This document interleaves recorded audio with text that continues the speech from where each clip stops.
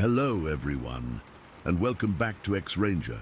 Before we begin, I thought it would be interesting if each of you could leave a comment indicating which part of the world you're joining us from. Also, don't forget to like and subscribe if you're enjoying the episodes. Now let's get comfortable, relax, and start our program. It was October of 1981, maybe 3 weeks after I got my discharge papers from the Marine Corps. I was 21 years old, and honestly, the real world felt too quiet, too soft. My ears were still ringing with the absence of noise, if that makes any sense. My sister, she thought a picnic would be good for me. Get me out, get some fresh air. So we went to Spring Mill State Park, her and her boyfriend and his sister. I didn't know the other girl well, just that she was quiet and had a nice smile. We ate some sandwiches, the kind that get a little soggy from being in the cooler, and after a while my sister and her guy took off, said they had some other thing to get to. So it was just me and this girl in my truck, a beat-up four-wheel drive I was real proud of. We decided to just drive, see some of the countryside east of Bedford. The leaves were all turning that fire kind of color, and the sun was getting low, throwing long shadows across the fields. It was pretty, peaceful. We weren't talking much, just listening to the radio crackle, trying to find a station that came in clear out there. I turned down this gravel road, one of those narrow ones with deep ruts, just to see where it went. It ran alongside this creek they call Leatherwood, and the trees got thick on both sides. I pulled off to the side, just enough to be out of the way if another car came. Not that I thought one would. The truck was facing east down the road. The gravel was pale and dusty. I was fiddling with the radio dial, my head down, trying to get some music, anything. The static was annoying me. Then the girl. She made this sound, not a word, just a tiny choked-off gasp. I looked over at her and her face had gone completely white. Her eyes were huge, fixed on something ahead of us. She whispered it, her voice tight. "Someone's watching us." I followed her line of sight. Down the road, maybe 50, 60 yards ahead, right in the middle of the gravel track, was a figure. My first thought, the one that came and went in a split second, was that it was a man, a really, really tall man. But then my brain caught up with my eyes. It was covered in hair, long, shaggy hair, a mix of dark grey and brown, like a wet dog or something. It was just standing there, perfectly still, facing us. The way it was built, it was so wrong. Its arms were too long, hanging down past its knees. Its shoulders were massive, hunched forward. It had to be 7 feet tall, easy. It was just this solid, dark thing planted in the road, and it was looking right at the truck. A coldness washed over me, starting at the base of my skull and flooding down my whole body. It was a feeling I hadn't felt since my first firefight, that pure, undiluted animal fear. Every hair on my arms, on the back of my neck, stood straight up. My skin felt tight and prickly. I could feel the girl's terror next to me, a physical pressure in the cab of the truck. She was trembling. I could see her hands shaking in her lap. She had one hand clamped over her mouth. My mind went blank for a second. Just this roaring white noise of panic. Then the training kicked in. Not the fancy Marine Corps tactics, but something older, more basic. Assess the threat, create a plan, execute. The thing hadn't moved. It just stood there, watching. I had a gun in the truck, a hunting rifle, a .3006. It was behind the seat. I kept my eyes locked on the figure. I didn't want to look away, not for a second. I remember my movements felt slow, thick, like I was moving through syrup. I reached behind the seat, my fingers fumbling, finding the cold, hard metal of the rifle stock. I pulled it into my lap. My heart was hammering against my ribs so hard I thought it might crack one. I could hear my own breathing, shallow and quick. I broke the action. My hands were shaking so bad I almost dropped the cartridge. I shoved one in, closed the bolt with a solid metallic clunk that sounded incredibly loud in the quiet. The sound seemed to finalize something. This was real. I looked at the girl. "Stay here," I said, and my voice was a rough croak. "Lock the doors." I didn't wait for an answer. I opened my door, the hinge groaning. The outside air felt different, colder, charged. The sounds of the woods, the crickets, the leaves rustling, it all seemed to have stopped. It was dead quiet. I stepped out onto the gravel. The crunch under my boots was deafening. I brought the rifle up, not aiming at it, but holding it ready, the stock against my shoulder. I started walking towards it. My legs felt like wood. Every step was an effort. I was walking directly towards this thing, this creature that defied everything I knew to be real. I kept my eyes on it. I could see more details now. The hair wasn't uniform. It was matted in places, longer on its head and shoulders. I couldn't see its eyes clearly, just dark patches under a heavy brow, but I knew it was still looking at me. It didn't seem aggressive.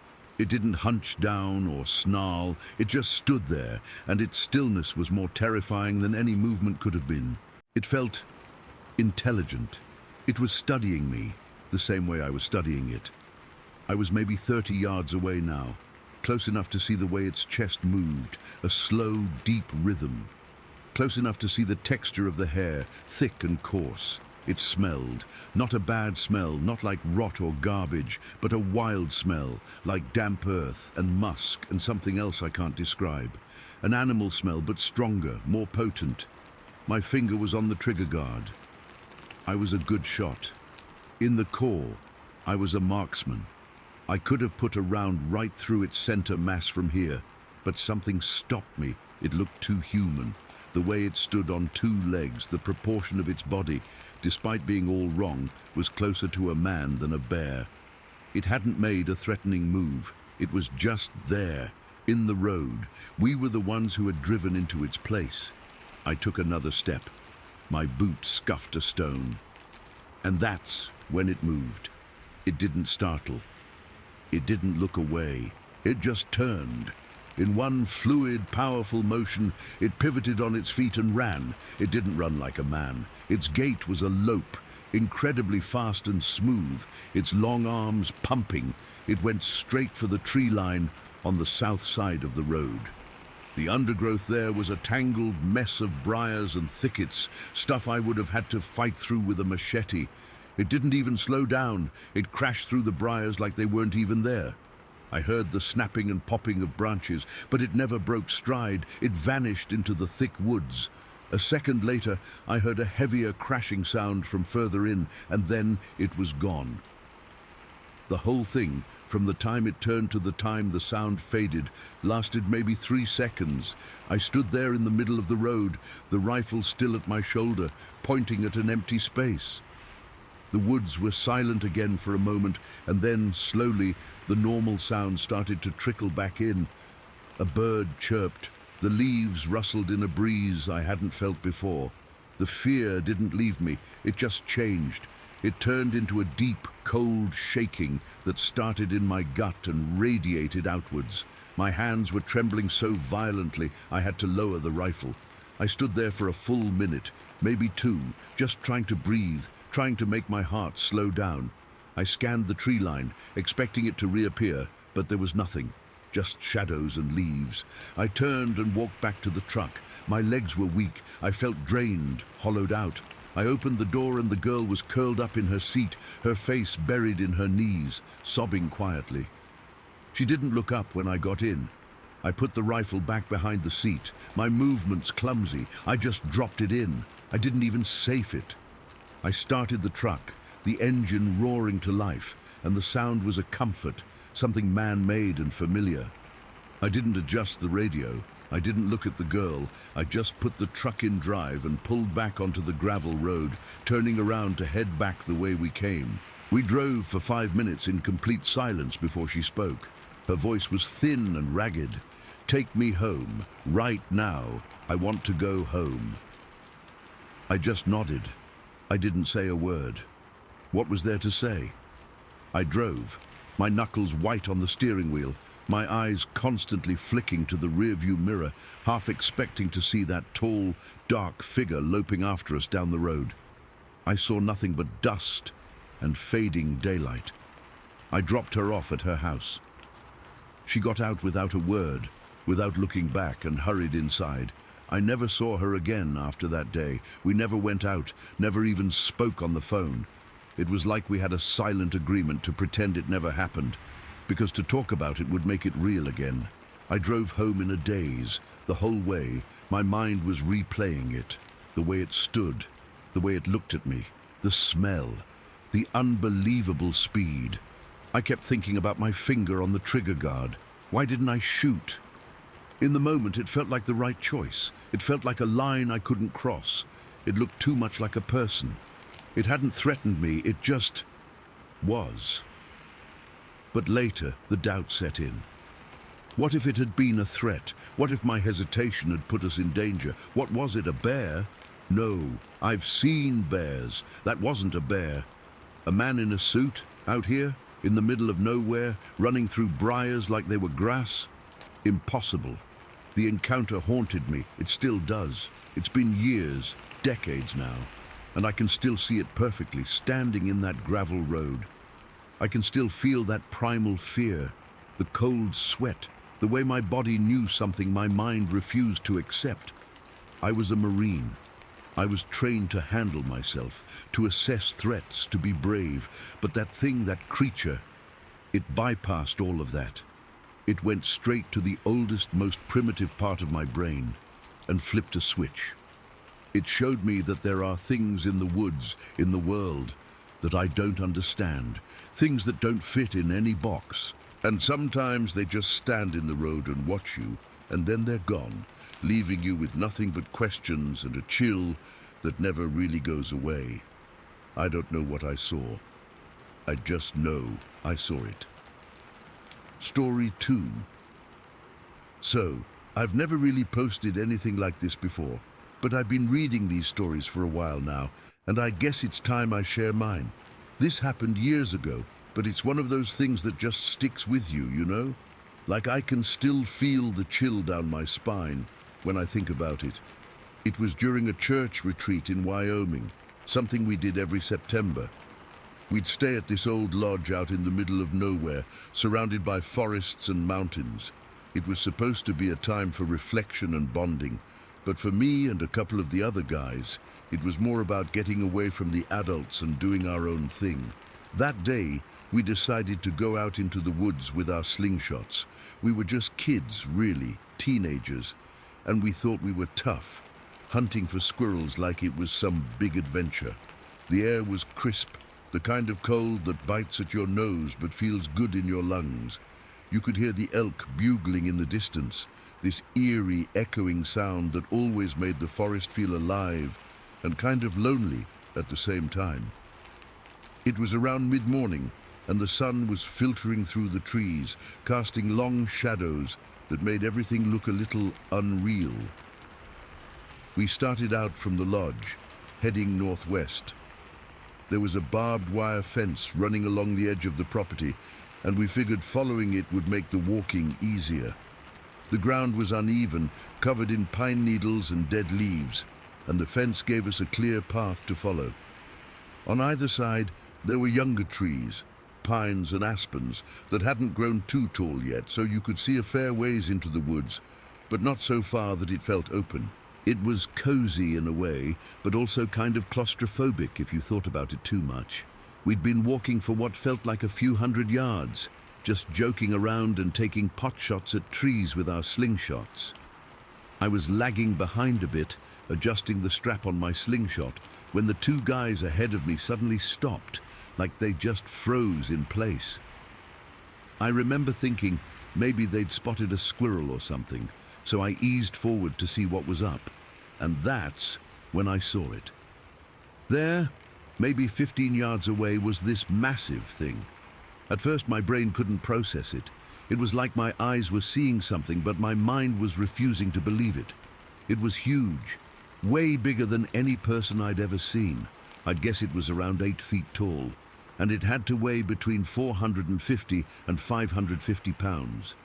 Its body was covered in dark, coarse hair, the kind you'd see on a bear, but it was standing upright like a person. Its shoulders were wide and sloped, like it was built for strength, and its arms were long and thick, hanging down almost to its knees.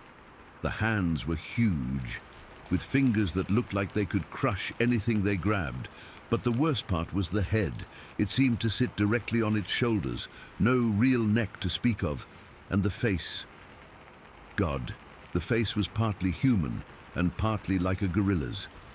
It had a broad, flat nose, and its eyes were dark and intense, just staring right at us. The mouth was set in a way that wasn't quite human, but it wasn't animal either. It was like something out of a nightmare, but it was real. Standing there in the dappled light of the forest, we all crouched down, not making a sound. I could feel my heart hammering in my chest, so loud I was sure the thing could hear it. My hands were shaking, and I had to grip my slingshot tighter to keep from dropping it. We just watched it, and it watched us back. The silence was heavy, broken only by the distant elk calls and the rustle of leaves in the wind. I remember counting the seconds in my head, and it must have been at least 3 minutes that we stayed like that, frozen in place. It felt like hours. Then it moved. It took a small step to the left and forward, and the way it shifted its weight was so fluid, so deliberate. When it moved, it blocked our view of its lower body, so I couldn't see its legs or feet clearly, but I could hear it breathing. This heavy, ragged sound, like it had just run to get there. The breath was loud, almost a pant, and it made the hair on my arms stand up. One of the guys behind me whispered, "What the hell is that?"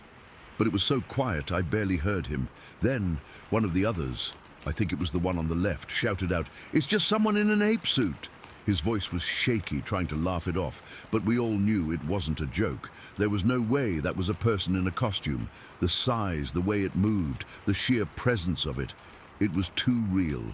And when he said that, the thing responded. It let out this deep, cough-like sound, almost like a barking cough. I've never heard anything like it before or since. It wasn't a growl or a roar.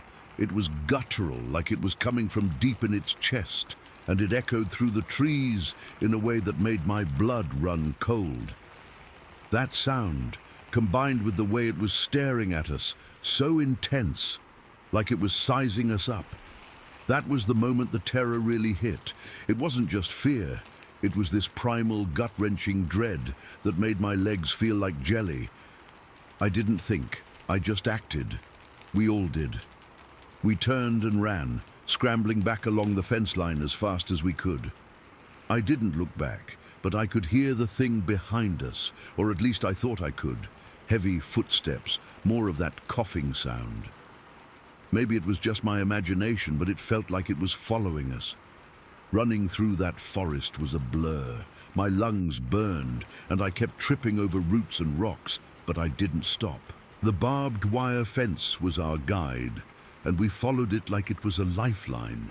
I remember the sting of branches whipping against my face, the taste of dirt and sweat in my mouth. My slingshot was still clutched in my hand, but it felt useless now, like a toy. All I could think about was getting back to the camper trailer, to safety. When we finally burst out of the trees and saw the lodge in the distance, I almost collapsed from relief. We stumbled into the camper, panting and shaking, and tried to tell the adults what we'd seen. They looked at us like we were crazy, but we must have been a mess. Pale-faced, covered in dirt, voices trembling. We reported it, but no one really knew what to do. They organized a search party for the next morning, but by then, the fear had settled into this weird, numb disbelief. The next day, we went back to the spot with a few of the adults. We found some flattened grass and crushed currant bushes where the thing had been standing, but no tracks, no hair, nothing else. It was like it had vanished into thin air. My dad was there, and he believed me because he knew I wasn't the type to make stuff up. I'd been hunting with him since I was little, and I knew what animals looked like, but even he couldn't explain what we'd seen. To this day, I don't have any answers. That encounter solidified my belief in Bigfoot, or whatever people want to call it. But it's not just a story for me. It's this raw, vivid memory that still haunts me. Sometimes, when I'm out in the woods, I'll hear a strange sound or see a shadow move, and my heart will skip a beat. I'll never forget that face, that sound, or the way it felt to be so small and helpless in front of something so much bigger and stranger than anything I'd ever known. It's why I'm sharing this now, because if it happened to me, it could happen to anyone. And you never really know what's out there until you come face to face with it. Maito, Story 3. I was in my pickup truck, an old Ford that had seen better days, but it got me where I needed to go. The route was familiar. I'd driven it dozens of times before, cutting through back roads to avoid traffic. This area wasn't far from where I'd had another weird experience years earlier, up on Nass Mountain in Rowe, Franklin County. But I'll get to that in a minute. As I drove, the rain misted the windshield, and I had to lean forward a bit to see clearly. The air inside the cab felt damp, and I could smell that wet asphalt smell mixed with the faint odor of old coffee from the cup holder. My hands were tight on the steering wheel, not because I was nervous yet, but just because the night felt heavy, like the air was thicker than usual. The road curved ahead, and I approached a bridge I'd crossed many times before. It wasn't anything special, just a small overpass with guardrails on either side, surrounded by woods that stretched out dark and dense. As my headlights swept across the bridge, something caught my eye. At first I thought it was a tree or maybe a shadow, but then I realized it was a figure standing behind the guardrail on the right side. My foot eased off the gas almost instinctively, and I slowed down to get a better look. What I saw made my blood run cold. It was tall, really tall, like 6.5 to 7 feet, and it was just standing there completely still, covered in long brown hair that looked matted and wet from the rain. The shape was human-like, but not human, if that makes any sense. It had broad shoulders, and even from a distance I could tell it was massive. It didn't move at all. It was like a statue planted behind that rail, and it sent a jolt of pure fear through me. My heart started pounding so hard I could feel it in my throat, and my palms got sweaty against the steering wheel. I remember my breath catching, and I had to swallow hard just to keep from gasping aloud. For a second, I thought maybe it was a bear or something, but bears don't stand upright like that for long. And this thing was on 2 feet, solid and unmoving. Plus, the hair was too long, and the proportions were wrong. It just didn't belong there. Not on that bridge, not in the middle of the night, not in the rain. My mind raced back to that summer in 2000. When my wife and I were up on Nass Mountain. We'd been sitting on the tailgate of my truck, just enjoying the evening, when we heard something moving in the woods about 100 yards away. The sound was unmistakable, leaves crunching under something big, and it was walking on 2 feet. Not the clumsy shuffle of an animal, but a steady, purposeful stride. My wife got spooked right away. She grabbed my arm and said we needed to leave. I didn't argue. We jumped in the truck and got out of there fast. I'd pushed it to the back of my mind for years, telling myself it was probably a person or a trick of the wind. But seeing this figure now brought it all rushing back. Back in the truck on that bridge, I knew I had to get another look. I couldn't just drive away and wonder forever. So I did something stupid. I kept going past the bridge, found a spot to turn around and headed back. My hands were shaking so bad I had to grip the wheel tighter, and my breathing was shallow, like I couldn't get enough air. The rain picked up a little, tapping harder on the roof, and the wipers seemed louder now, almost frantic. As I approached the bridge again, I leaned forward, squinting through the windshield, my heart hammering against my ribs. But when I got there, the figure was gone, just vanished. No sign of it anywhere. The guardrail was empty, and the woods beyond were dark and silent. I slowed to a crawl, my eyes scanning the area, but there was nothing, no movement, no sound, except the rain and the hum of my engine. A cold dread settled in my stomach, and I felt a chill run down my spine that had nothing to do with the damp air. I knew what I'd seen. It was real. And it was the same thing from years ago. The confirmation hit me like a physical blow. And for a moment I just sat there, frozen, before I stomped on the gas and sped away. My knuckles were white on the wheel, and I kept checking the rearview mirror, half expecting to see it following me, but there was only darkness. The rest of the drive to work was a blur. I kept replaying it in my head, the way it stood there, so still and imposing, like it was watching me. The hair on its body was long and shaggy, dripping with rain, and I could almost smell the wet earth and something else, something wild and musky, even though I was inside the truck. When I got to work, I was a mess. My hands were still trembling, and I had to sit in the parking lot for a few minutes to calm down. I thought about telling someone, my boss, a co-worker, but what would I say? Hey, I saw Bigfoot on the bridge tonight? They'd think I was crazy, so I kept it to myself, went inside and tried to act normal, but my mind was elsewhere the whole shift.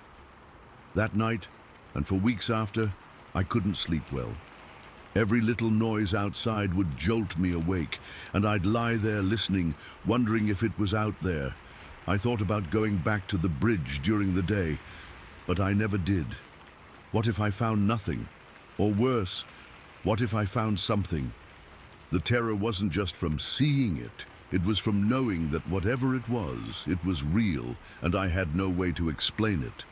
I never reported it to anyone, not even my wife after the first incident, because I didn't want to be labeled a crackpot. But sometimes, when I'm driving late at night, I still glance at the shadows, and I feel that same chill. To this day, I have no idea what I saw, but I know it wasn't human, and it wasn't any animal I've ever heard of. It's just one of those things that sticks with you, a memory that haunts you when you least expect it. And every time it rains, I think of that figure standing behind the guardrail, silent and watching, and I wonder if it's still out there. Story 4. I woke up early that morning, the kind of early where the sun isn't even up yet, and everything is just shades of grey and blue. The air was cold and damp, like it always is near the river, and I could feel the chill seeping through my sleeping bag. Bruno was already awake, lying next to me with his head up, ears perked like he heard something. He's a big dog, over 100 pounds, and usually pretty calm. But that morning he was tense, his body rigid. I remember rubbing my eyes and sitting up, my breath making little clouds in the air. The tent was small, just enough for me and Bruno, and I could hear the river rushing outside, a constant soothing sound that usually made me feel safe. But that day, it felt different, like the woods were holding their breath. I unzipped the tent and stepped out, my boots sinking into the soft, wet ground. The forest was thick around me, all pine trees and moss, and the sky was starting to lighten up, casting long shadows. Bruno followed me out, sticking close to my side, which was unusual for him. He's normally off sniffing around as soon as we're up. I started making a small fire to boil some water for coffee, my hands shaking a little from the cold. As I was gathering kindling, I noticed something odd near the edge of the clearing where I'd set up camp. There, on a flat rock by the riverbank, were 2 fresh trout, laid out neatly like someone had placed them there. Not torn apart or anything, just whole fish, still wet and glistening in the dim light. My heart skipped a beat. I'd found things like this before over the past couple of days. Little gifts, I guess you could call them. First it was some berries, then a few times trout just like this. I never saw who or what left them, but I had a feeling it wasn't any other camper. The area is remote, and I hadn't seen another soul for days. Bruno sniffed at the fish, but didn't try to eat them. He just whined softly and looked back at me with those big, worried eyes. I picked one up. It was cold and slippery, definitely fresh from the river. Part of me wanted to believe it was just some animal, but the way they were arranged, it felt intentional. I decided to take it as a peace offering or something, so I cooked one for breakfast and saved the other for later. Bruno ate his share, but he kept glancing into the trees, his ears twitching at every little sound. After breakfast, I spent the morning fishing and exploring, trying to shake off the weird feeling. The sun came up fully, but it didn't warm things up much. The air stayed cool and a mist hung over the river. Bruno stayed by my side the whole time, which was unlike him. Usually he'd be chasing squirrels or wading in the water, but that day he was glued to me, his body low to the ground like he was on alert. I tried to focus on the routine, setting up my fishing line, checking the traps I'd laid, but my mind kept wandering back to those trout. And then there were the knocks. I'd started hearing them a couple of days earlier, deep, resonant knocks coming from the woods, like someone was hitting a tree with a big stick. At first I thought it was just woodpeckers or something, but it was too regular, too deliberate. So I started knocking back on a log near my camp, just out of curiosity. I'd knock twice, and a few seconds later I'd hear 2 knocks back from deeper in the forest. It was eerie, but also kind of fascinating. That morning, after I finished eating, I did it again. Knock, knock on the log. Sure enough, after a pause, knock, knock came back, a bit closer this time. Bruno let out a low growl, and the hair on his back stood up. I felt a chill run down my spine, but I didn't know why. It wasn't scary yet, just intense. I decided to go for a walk along the river, partly to clear my head and partly to see if I could find anything. Bruno trotted ahead of me, but he kept stopping and looking back, like he was making sure I was following. The path was muddy and slippery, with roots snaking across it, and the sound of the river was loud in my ears. After about an hour of walking, I found a spot where the bank widened, and there were more of those knocks echoing around. I sat down on a fallen log, just listening, and Bruno lay at my feet, panting softly. That's when I noticed the silence. The birds had stopped chirping, and even the river seemed quieter, like the whole forest was waiting for something. I don't know how long we sat there, but eventually I stood up to head back to camp. As I turned, I saw something move in the trees about 50 yards away, a flash of dark brown, too big to be a deer. Bruno saw it too and let out a sharp bark, then started growling deep in his throat. My heart started pounding, and I felt that primal fear kick in, the kind that makes your stomach clench and your hands go cold. I grabbed Bruno's collar, holding him back, and we both stood there, frozen. The thing moved again, and this time I got a better look. It was huge, easily over 8 feet tall, with broad shoulders and long arms. It was partially hidden by the trees, but I could see it was covered in dark, shaggy hair, and it was just standing there watching us. That was the terror moment. I'm not ashamed to say I was terrified. My legs felt like jelly, and I could hear my own blood rushing in my ears. Bruno was pulling at his collar, barking like crazy, and I thought for sure we were about to be attacked. I remembered stories I'd heard about Bigfoot, about how they could be aggressive, and all I could think was that I needed to get out of there. But then something shifted. The creature didn't move toward us. It just stood there, and after a minute it made a low, grunting sound. Bruno stopped barking and tilted his head, his tail giving a tentative wag. I don't know why, but I felt a sudden calm wash over me. Like whatever this was, it wasn't here to hurt us. Slowly, I let go of Bruno's collar, and he didn't run off. He just sat down, still watching the trees. Then from behind the big one, a smaller creature emerged, maybe 4 or 5 feet tall, with auburn-colored hair that almost shone in the sunlight. It looked young, like a kid, and it moved awkwardly, almost playfully. Bruno whined and took a step forward, and the young one did the same. Before I knew it, they were kind of circling each other, and then Bruno let out a happy bark and started wagging his tail full force. The young creature made a chuffing sound and bounded toward him, and they started playing, like actually playing.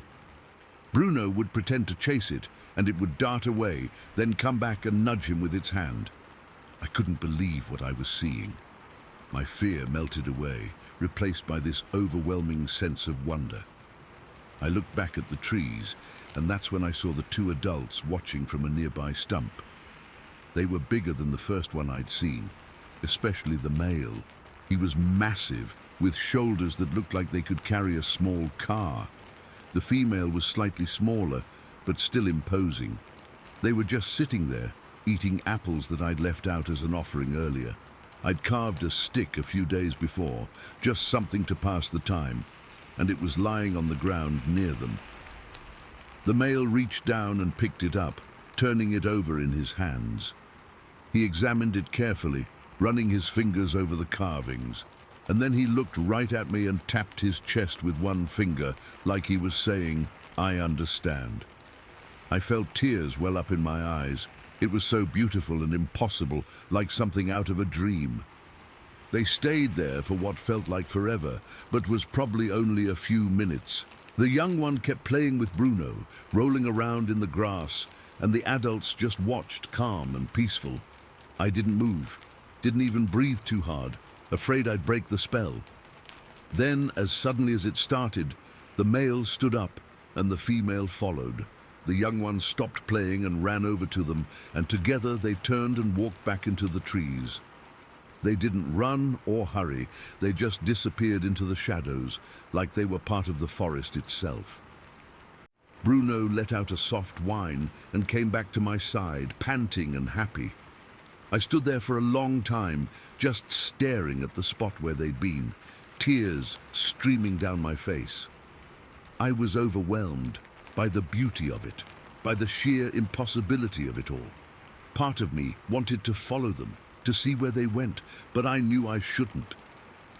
I packed up my camp slowly, my hands still shaking, and Bruno stayed close, like he knew I needed the comfort.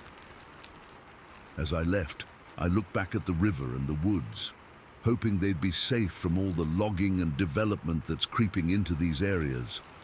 I've never gone back to that spot, and I don't think I ever will. It's their place, not mine. And to this day, I can't explain what happened, but I know it was real. I just hope they're out there, still living their lives away from all the noise and destruction. Story 5. I was 13 years old. It was a Saturday in late September, one of those days that feels like summer is fighting a losing battle with fall. The air was warm, but it had that crisp edge to it, and the leaves were just starting to turn. I lived in a small town in northern Indiana, the kind of place where everyone knows everyone and nothing much ever happens. My house was on the edge of town, our backyard literally bordering a vast stretch of woods that seemed to go on forever. My friend was over. We'll call him Mike because that's his name, but I don't think he'd want me using his real name online, so let's just stick with my friend. We were bored out of our skulls. There was no internet to speak of back then, no smartphones, just crappy cable TV and our own imaginations. We decided to go exploring in the woods. We did it all the time. We knew those woods pretty well, or at least we thought we did. There was an old logging path that started not 50 yards into the tree line, a dirt track that was mostly grown over, but you could still follow it if you knew what to look for. That day, we decided to follow it farther than we ever had before. We'd always been told not to go too deep, the usual parent stuff about getting lost. But that day, the pull of the unknown was stronger than the fear of getting grounded. We had a backpack with some cans of soda and a bag of chips, and we just started walking. The further we went, the quieter it got. The sounds of the town, the occasional car, a distant lawnmower, just faded away, swallowed up by the trees. It was the kind of quiet that feels heavy, you know, not peaceful, but watchful. The sunlight came down in patches through the thick canopy, making the forest floor a jigsaw puzzle of light and shadow. It was beautiful, but even then, I remember feeling a little prickling on the back of my neck, a sense that we were being observed. I shrugged it off as just being spooked by the silence. We'd been walking for maybe 45 minutes, the path getting fainter and fainter when we first heard it. It was a heavy, rhythmic crunch. We both stopped dead in our tracks. It wasn't the light, skittering sound of a deer or a raccoon. This was weighty, substantial. Each step was a deliberate snapping sound as something stepped on dry branches and twigs. Crunch. Pause. Crunch. We looked at each other, our eyes wide. My friend mouthed the word, "deer." I shook my head. No deer I'd ever heard moved like that. This sounded bipedal, like something walking on two legs, but with a heaviness that didn't make sense. A bear, I thought maybe, but we didn't have bears around there, not then anyway. The sound was coming from our left, off the path, deeper into a thicker part of the woods where the trees were packed close together. Curiosity, that stupid, lethal curiosity that every kid has, got the better of us. Instead of turning around and heading back the way we came, we looked at each other, nodded without saying a word, and started slowly, carefully walking towards the sound. We moved as quietly as we could, stepping over fallen logs and ducking under low-hanging branches. The crunching had stopped, but the silence that replaced it was somehow worse. It was a listening silence. We pushed through a final wall of thick ferns and into a small, weirdly open clearing. And that's when we saw the first thing that made my stomach drop. The ground was all messed up, not in a natural way. There were branches, thick ones, some of them as big around as my leg, that were just snapped in half, not chewed by an animal, not rotted and broken. They were snapped clean, like they'd been put over a knee and broken. Other branches and logs were stacked, not neatly but deliberately, like someone had gathered a bunch of wood and just piled it up in a few different spots. It was chaotic, but it felt intentional. It made no sense. Who would be out here doing that? Then I looked down at the ground, really looked at it, and my blood went cold. There were footprints, but they weren't human footprints. I mean, they were shaped like a human foot, sort of. But they were massive, I'm talking huge. I wear a size 10 shoe now as an adult, and my foot would have looked like a baby's next to these things. They were long, really long, but it was the width that got me. They were way wider than any man's foot had a right to be. The toes were indistinct in the soft, damp earth, but you could see the general shape, and at the front there was a deeper impression, like a big toe. The sheer size of them was terrifying. They looked fresh, the edges of the impression still sharp. My friend was staring at them too, his face pale. He pointed a shaky finger at one, then looked at me, his eyes asking the same question, screaming in my head, "What made these?" That's when I heard my friend gasp. It wasn't a loud gasp, more like all the air had been punched out of him. It was a sound of pure, unadulterated terror. I turned around, and I saw it. About 20 feet away, partly hidden behind the thick trunks of two oak trees, was a thing, a creature. I don't have a better word for it. It was standing on two legs, and it was tall. So tall. I'm 6 feet tall now, and this thing would have towered over me. Later, we estimated it was at least 6 feet 8, probably more. Its body was covered in hair, a dirty, shaggy, brownish-grey color, like an old, wet rug. It wasn't bulky like a gorilla. It was powerfully built, with broad shoulders and long, muscular arms that hung down past its knees. But it was the face that I will never, ever forget. It was ape-like, but it wasn't an ape. The brow was heavy, casting its eyes in shadow, but I could see them. They were dark, intelligent, and they were locked directly on us. Its chest, massive and barrel-like, was rising and falling steadily. I could see the movement, the expansion and contraction of its ribcage under all that hair. It wasn't panting, it was just breathing, watching us. It didn't make a sound. It was partly hidden by the trees, but I could see enough. I could see the sheer mass of it, the raw power in its stance. It wasn't moving. It was just standing there, completely still, except for that slow, steady breathing. It felt ancient, primal. It was the most real, most terrifying thing I have ever seen in my life. Time just stopped. For maybe 2 or 3 seconds, which felt like an eternity, the three of us were frozen in this perfect, horrifying triangle. Me, my friend, and this thing from a nightmare, all just existing in the same space. Then, survival instinct, pure and simple, kicked in. My friend let out a strangled cry, and we both spun around at the exact same moment and we ran. We didn't say a word. We didn't look back. We just ran. We crashed through the ferns, scrambled back onto the faint path, and then we were sprinting, our legs pumping, our lungs burning. The fear was a physical thing, a cold fire in my veins. It was the kind of fear that empties your mind of everything except one command. Run. And then we heard it. The footsteps behind us. They weren't the careful, crunching steps we'd heard before. These were crashing, thunderous steps. It was moving, fast. We could hear it plowing through the underbrush, the sound of branches snapping and leaves rustling violently.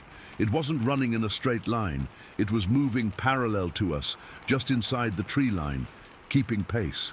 It was so loud. It sounded like a bulldozer was driving through the woods. I risked a glance to my left, and I saw flashes of dark brown movement through the trees, keeping up with us with an effortless, terrifying speed. It wasn't trying to catch us on the path. It was flanking us, herding us almost. That's when I truly understood we were going to die. This thing was toying with us. It could have easily cut us off, but it was just running alongside us, this monstrous, unseen presence, just feet away, hidden by the wall of trees. I don't remember the rest of the run. It's just a blur of terror, of tripping over roots and getting whipped in the face by branches, of my heart hammering against my ribs so hard I thought it would burst.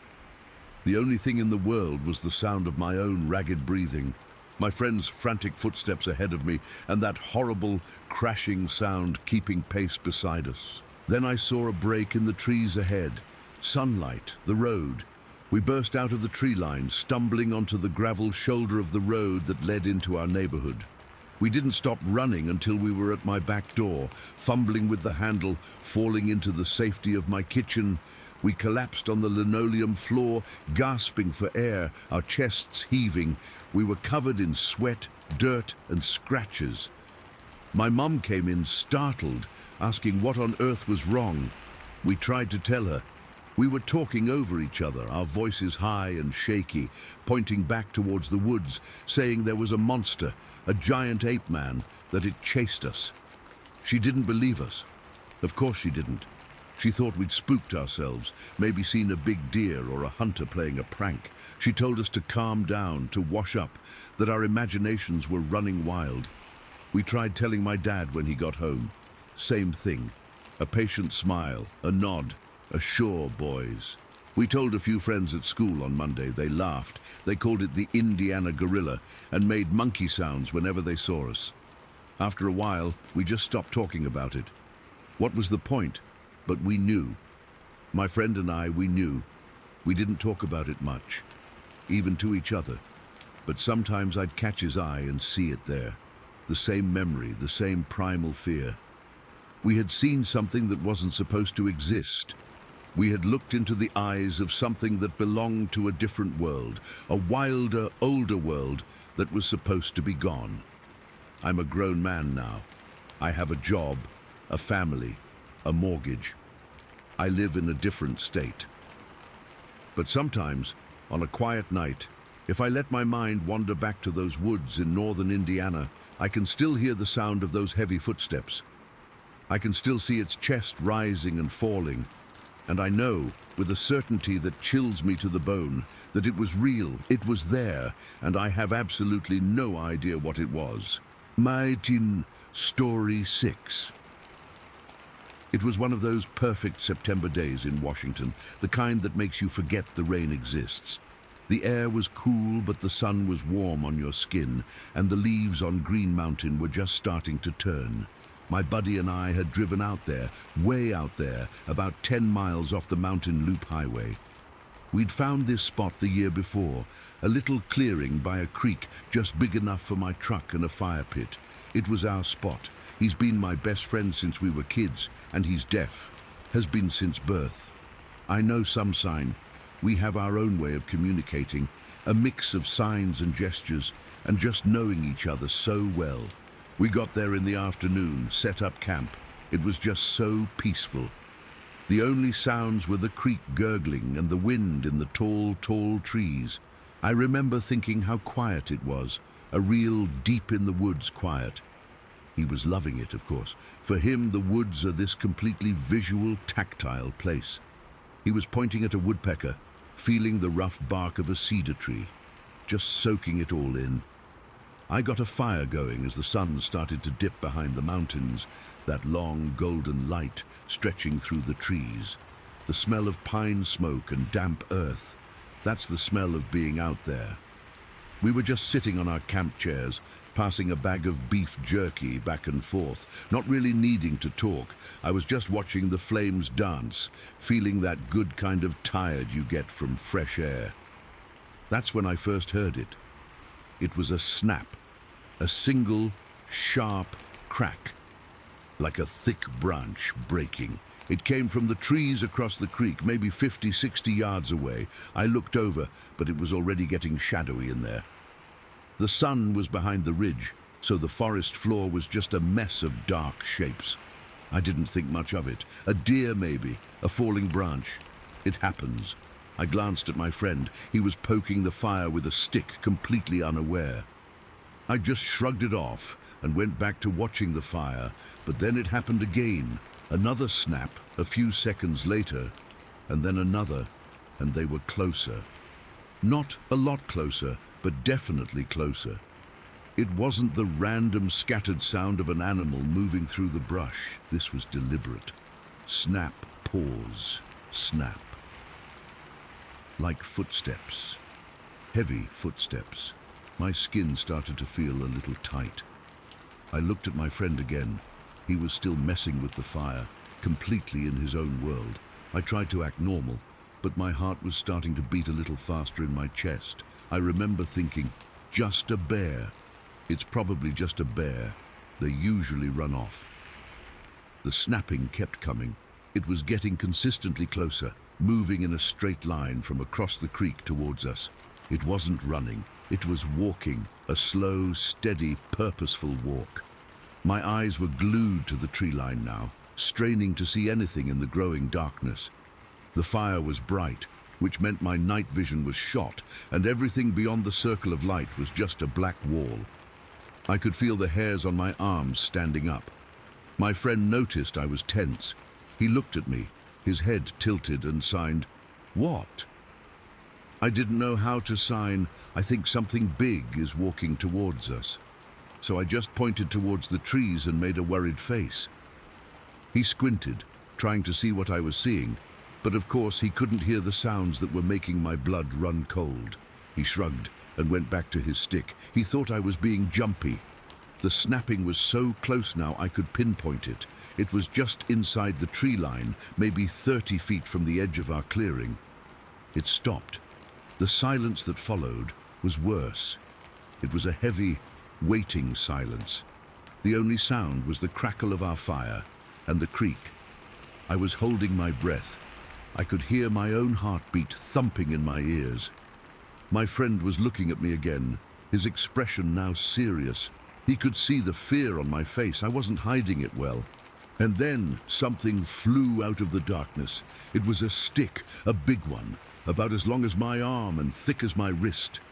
It didn't just fall, it was thrown. It sailed in a high arc right over the hood of my truck, landing with a thud in the dirt on the other side. My friend saw it. His eyes went wide, and he looked from the stick back to me, his face a question mark. My stomach dropped. That wasn't an animal.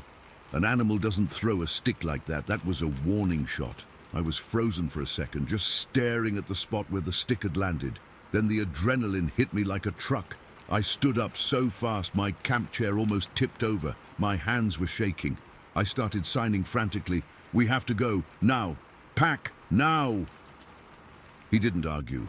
He saw the pure panic in my eyes. He started grabbing stuff, just whatever was closest. The bag of jerky, his water bottle. That's when the rock came. It wasn't a pebble. It was a rock the size of a basketball. It came flying out of the same darkness, but this time it wasn't a warning shot over the truck. It was aimed right at us. It hit the fire dead center. The sound was horrible. A hard, wet-sounding thwump as it smashed into the burning logs. The fire exploded. Embers and chunks of burning wood flew everywhere. A shower of orange sparks rained down on us, stinging my face and arms. I felt a burning sensation on my neck where a hot ember landed. The rock itself was just sitting there in the middle of the wrecked fire pit, steam hissing off of it. It was massive. No person could have thrown a rock that size that far, that fast. And that's when my brain, scrambling for any kind of logic, latched onto one detail: the wind. It had been blowing gently from the north, towards the tree line where the thing was. All evening, the smoke from our fire had been drifting that way. Whatever was out there, it was downwind of us. It couldn't have smelled us, it found us some other way. It heard us, or it saw us. The terror that thought brought is hard to describe.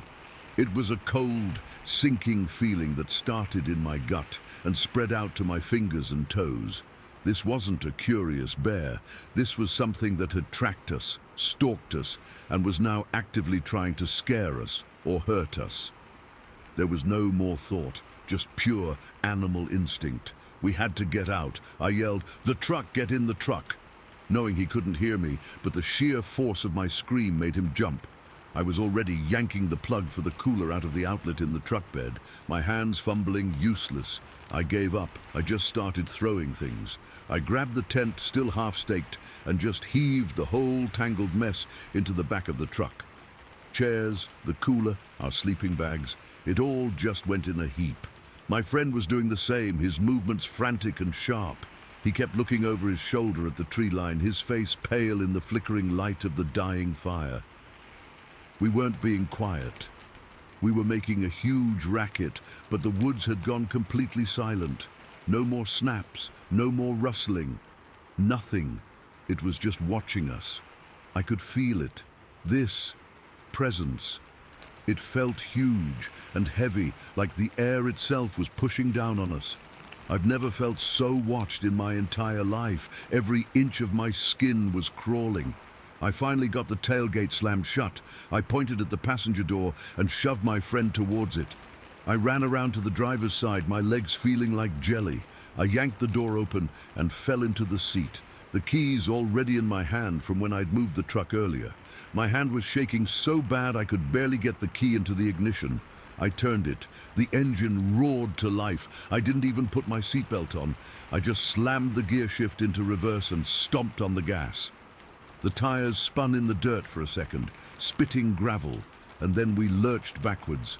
I didn't care where I was going. I just wanted to be pointed down the logging road and away from that clearing. I cranked the wheel, the headlights sweeping across the trees in a wild arc, illuminating nothing but trunks and ferns. I shifted into drive and punched it.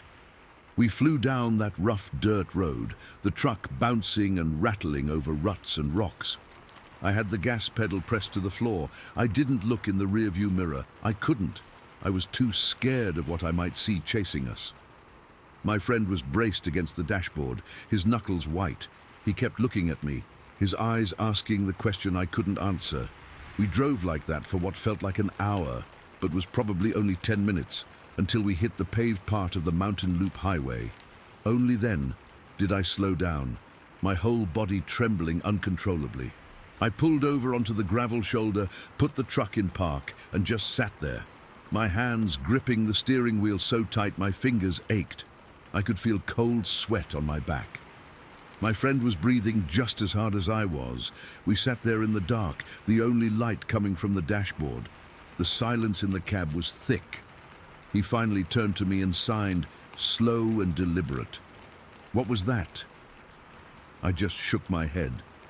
I had no signs for what I felt, no words. I just made a gesture with my hands, something big, something powerful, and then pointed back into the darkness we'd fled from. I shrugged, a helpless, terrified shrug. His face said he understood. He'd seen the rock. He'd felt the violence of it. We drove the rest of the way home in silence. I've never gone back to Green Mountain. I don't even like driving on that highway anymore. Sometimes, when I'm trying to fall asleep, I'll remember the absolute quiet after the rock landed, that heavy, waiting silence. I'll remember the feeling of being watched by something I couldn't see, something that didn't rely on smell to find us. And I'll get these goosebumps, these cold chills that start at the base of my spine and spread out all over my body. It's been years, and I still can't explain what was out there with us that night. I just know that it was real, and it knew we were there, and it wanted us to know it was there too. Story 7. I drove up there on a Friday morning, the air already thick with humidity. The cabin was secluded, tucked away down a dirt road that felt like it went on forever. No neighbors for miles, just trees and more trees. I loved that about it at first, the silence, the peace. But that day, something felt off from the moment I pulled up. The birds were quieter than usual, and the woods had this heavy, watchful feeling, like I was being sized up by something I couldn't see.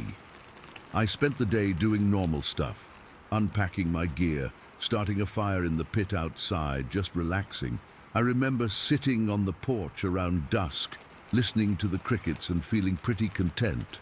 But as the sun went down, the woods got darker faster than I expected. And that's when the first weird thing happened. I heard this faint laughter, like a kid giggling, way off in the trees. It was soft, almost playful, but it sent a chill right through me.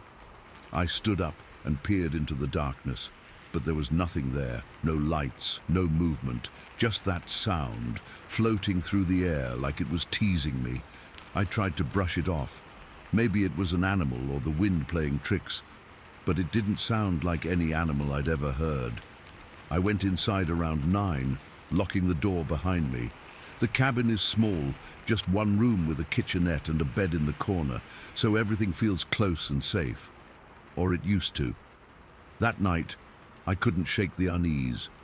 I lay in bed for hours, staring at the ceiling, listening to the usual nighttime sounds, owls, rustling leaves.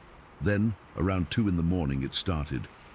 At first, it was just a soft pop, like a twig snapping, then another and another until it was coming from all around the cabin. Not just little snaps, but loud cracks that echoed through the woods, like heavy limbs were being broken one after another. I sat up in bed, my heart pounding so hard I could feel it in my throat. Each crack made me jump, and they kept going for what felt like an hour. I counted them at first, but after 20 or 30, I lost track. It was relentless, like something big was moving through the trees, smashing branches as it went. I got out of bed and crept to the window, pulling the curtain back just enough to peek out.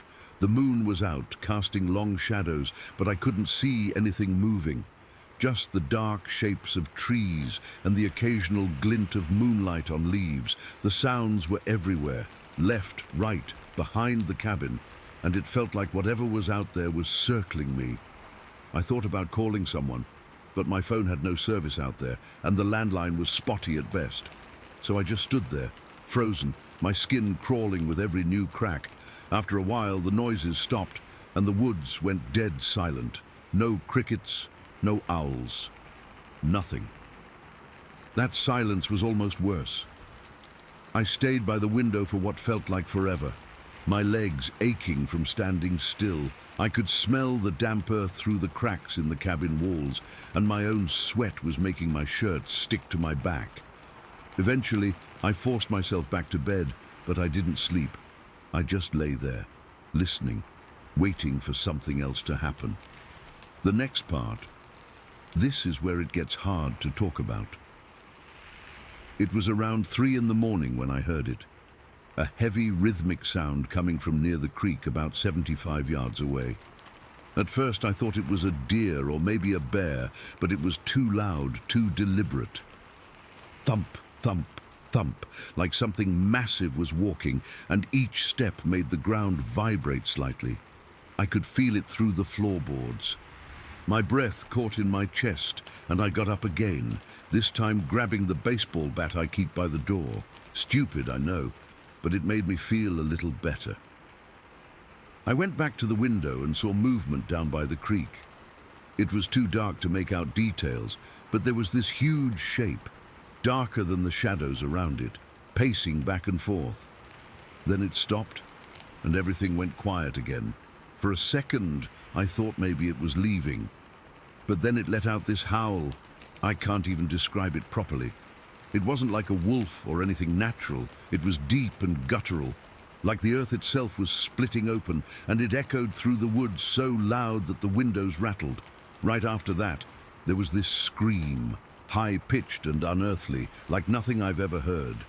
It sounded angry, or maybe in pain. I don't know, but it froze me in place, my whole body going cold. Then the thumping started again, faster this time, and it was coming straight toward the cabin. I could hear branches snapping and trees groaning as whatever it was plowed through them. I backed away from the window, my hands shaking so bad I almost dropped the bat. The sound got closer and closer, and I could feel the cabin shaking slightly, like it was being hit by small tremors. I thought for sure it was going to crash right into the wall. I braced myself, expecting the door to splinter or the window to shatter, but at the last second, it veered off. I heard it change direction, crashing through the trees to the left of the cabin, and then silence, complete, utter silence. I didn't move for what felt like an hour. I just stood there in the middle of the room, bat in hand, listening. Nothing, no sounds, no movement. The woods had gone dead again. My heart was racing and I could taste bile in the back of my throat. I was too scared to even look outside. Eventually I sank to the floor, leaning against the bed, and just sat there until the sun started to come up. When morning finally came, the light filtering through the windows, I forced myself to go outside. The air was cool and fresh, but it didn't feel peaceful anymore. I walked around the cabin, and that's when I saw the evidence. Broken limbs and branches were scattered everywhere, like something had been thrashing around. There were paths worn into the underbrush, wide ones, suggesting something big had been moving through regularly. And then I saw it. A tree, about as thick as my thigh, snapped in half like a twig. Not chopped or fallen, but broken clean across, with splinters everywhere. I touched the brake, and the wood was still damp, like it had happened recently. That's when it really hit me. Whatever was out there was powerful enough to do that without even slowing down. I didn't stick around to see more. I went back inside, packed my stuff as fast as I could, my hands still trembling. I didn't even bother cleaning up. I just threw everything in the car and got out of there. As I drove away, I kept checking the rear-view mirror, half expecting to see something following me. But there was nothing, just the empty road and the woods receding behind me. I never went back. The property's for sale now, and every time I think about it, I get this tightness in my chest. I still don't know what it was. A bear, some kind of animal, or something else. But I do know that I've never felt fear like that before, and I hope I never do again. Story 8. It was still dark when my alarm went off that morning. I remember hitting the snooze button once, just wanting 5 more minutes. But I had to get up. My co-worker was counting on me for a ride. This was back in early July of 2012, the 3rd to be exact, the day before the 4th of July. I remember that specifically because we were all talking about having a short week, about the holiday, about barbecues and fireworks. I worked at this packaging warehouse in Platte County, Missouri, right on the outskirts of Jackson County, almost kissing the Kansas City border. It wasn't a great job, but it paid the bills. My shift started at 6 in the morning, which meant I had to be on the road by 5:30 at the latest. I picked up my co-worker, who lived a few streets over from me. We didn't talk much beyond the usual grunts of greeting that early. He slumped into the passenger seat of my old Ford Ranger, a thermos of coffee in his hand, and we started the 20-minute drive through the countryside. The roads out there are dark. I mean, pitch black dark once you get away from the few streetlights in town. Your headlights are the only thing cutting a path through the night, and they just make the woods on either side of the road feel even deeper and more impenetrable. It was that quiet, cool time of the morning where the world hasn't quite woken up yet. The air coming through my slightly open window was chilly, carrying that damp, earthy smell you only get right before dawn. We were on the final stretch, a long 2-lane road that runs straight for a mile or so before you take a left into the industrial park. The sky was just starting to think about turning from black to a deep navy blue, but it was still night for all intents and purposes. I had the radio on low, some classic rock station playing quietly. I was just driving, my brain already on autopilot, thinking about the workday ahead, the stack of orders we'd have to fill. I signaled and turned left into the entrance of the business park. It's basically a big paved area with a few large, blocky warehouse buildings, and behind them to the north, there's a thick line of trees that separates our property from the back end of some farms, and further out, the Missouri River. The parking lot was mostly empty, just a few other early bird cars scattered around. My headlights swept across the asphalt as I made my way towards our usual spot near the side of the building. And that's when I saw it. My brain didn't process it at first. It was just a shape, a large, dark shape moving along the tree line. I initially thought it was a deer, maybe a really big one, or someone's horse that had gotten loose. I slowed down, my foot coming off the gas, just idling forward. I remember my brain trying to make sense of the proportions. It was tall, way too tall for a deer, and it was walking, not on all fours, but upright, on two legs. It had a calm, purposeful gait, like it knew exactly where it was going, and had done this walk 1,000 times before. It was maybe 50, 60 yards away, right where the neatly mown grass of the property met the wild undergrowth of the woods. The security lights on the corners of our building cast a weak, orangish glow that didn't quite reach that far, so it was mostly silhouetted by the deep darkness of the trees behind it. But my headlights caught it. They illuminated the thing just enough to see details that are now burned into my memory. It was covered in hair, not fur like a bear, but hair. Long, shaggy, dark brown or black hair that looked matted in places. It was massively built through the shoulders and chest, with arms that were too long, swinging slightly as it walked. Its legs were thick, powerful looking. I couldn't see its face clearly from that distance and angle, but the sheer size of it made my breath catch in my throat. This wasn't an animal I recognized. This wasn't anything I recognized. I brought my truck to a complete stop. I just sat there, my hands frozen on the steering wheel, my mind screaming that this was impossible. I must have made some kind of sound, a sharp intake of breath, because my co-worker, who had been half dozing, stirred. "What is it?" he mumbled, his voice thick with sleep. I couldn't speak. I just lifted my hand from the wheel and pointed, my finger trembling. He followed my gaze, squinting out into the half-light. For a second, there was silence. Then he bolted upright in his seat so fast his seatbelt locked. He didn't whisper, he didn't mumble. He shouted it, his voice cracking with a mixture of pure shock and terror. "Bigfoot! Holy shit, that's a Bigfoot!" The sound of his voice, so loud and sharp in the quiet cab of the truck, seemed to cut through the air, and the creature heard it. It stopped walking. Its head, which had been facing forward on its path, turned. It turned and looked directly at us. I saw its face then, or at least the shape of it. It wasn't a bear's face. It was flatter, more human-like, but utterly alien at the same time. I couldn't see its eyes, but I could feel its attention, a palpable force that locked onto our truck. Time just stopped. The entire world shrunk down to that parking lot, the hum of my truck's engine, and this thing standing in the shadows looking back at us. Then it moved. It didn't amble away, it didn't saunter. It exploded into motion. 1 second it was standing there, looking at us, and the next it was just a blur of dark mass crashing into the tree line. It was unbelievably fast. The movement was so fluid and powerful it was terrifying. There was no hesitation, no clumsy scrambling. It pivoted on its feet and was gone, swallowed up by the woods in less than 2 heartbeats. The trees didn't just rustle, they shook. I heard the sound of branches snapping, a heavy thudding of footsteps that faded almost instantly into the depths of the forest. And then silence, absolute, deafening silence, broken only by the ragged sound of our own breathing. We just sat there. I don't know for how long. It could have been 30 seconds, it could have been 5 minutes. My heart was hammering against my ribs so hard I thought it would burst. My hands were shaking, and I had to consciously tell myself to breathe. In, out, in, out. I looked over at my co-worker. His face was pale, his eyes wide and fixed on the spot where the creature had vanished.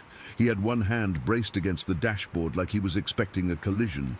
"Did you see that?" he finally whispered, his voice hoarse. "Did you fucking see that?" I just nodded.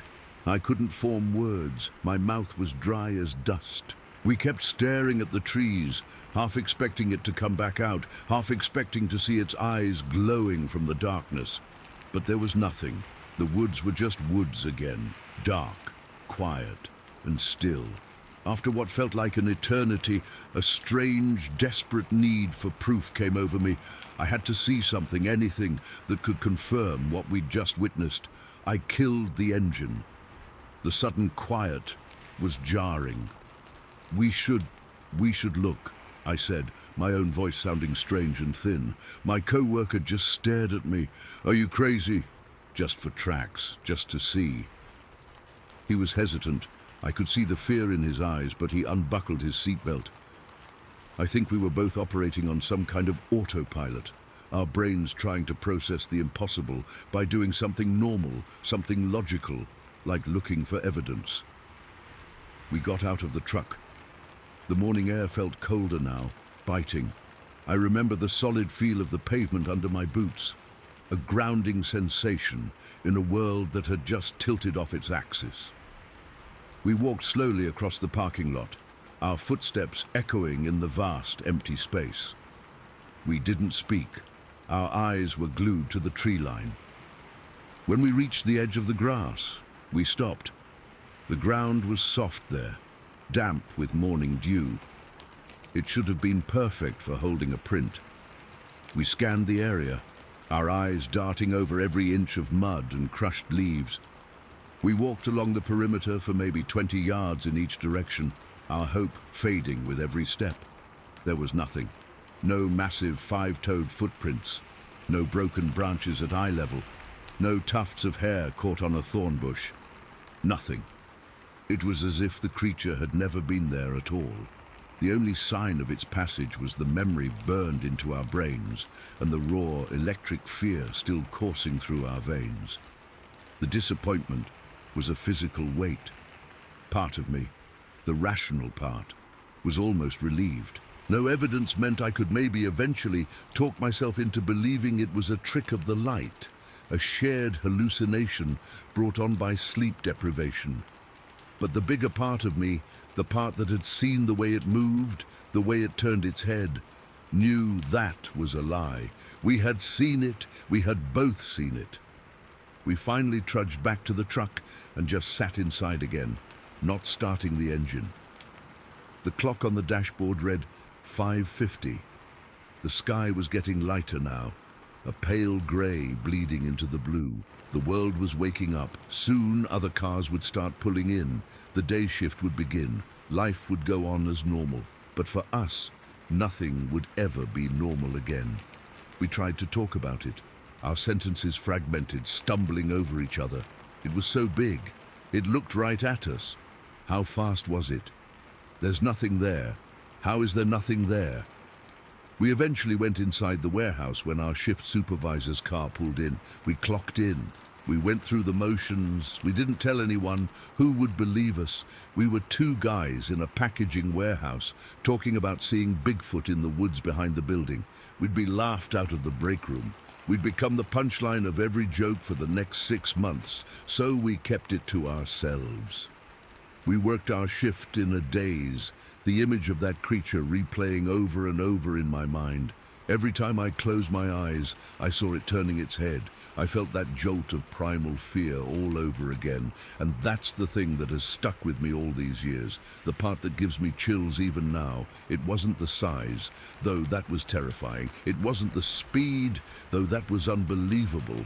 It was the moment it noticed us, the moment it became aware of our presence. There was no aggression in that look, no curiosity really.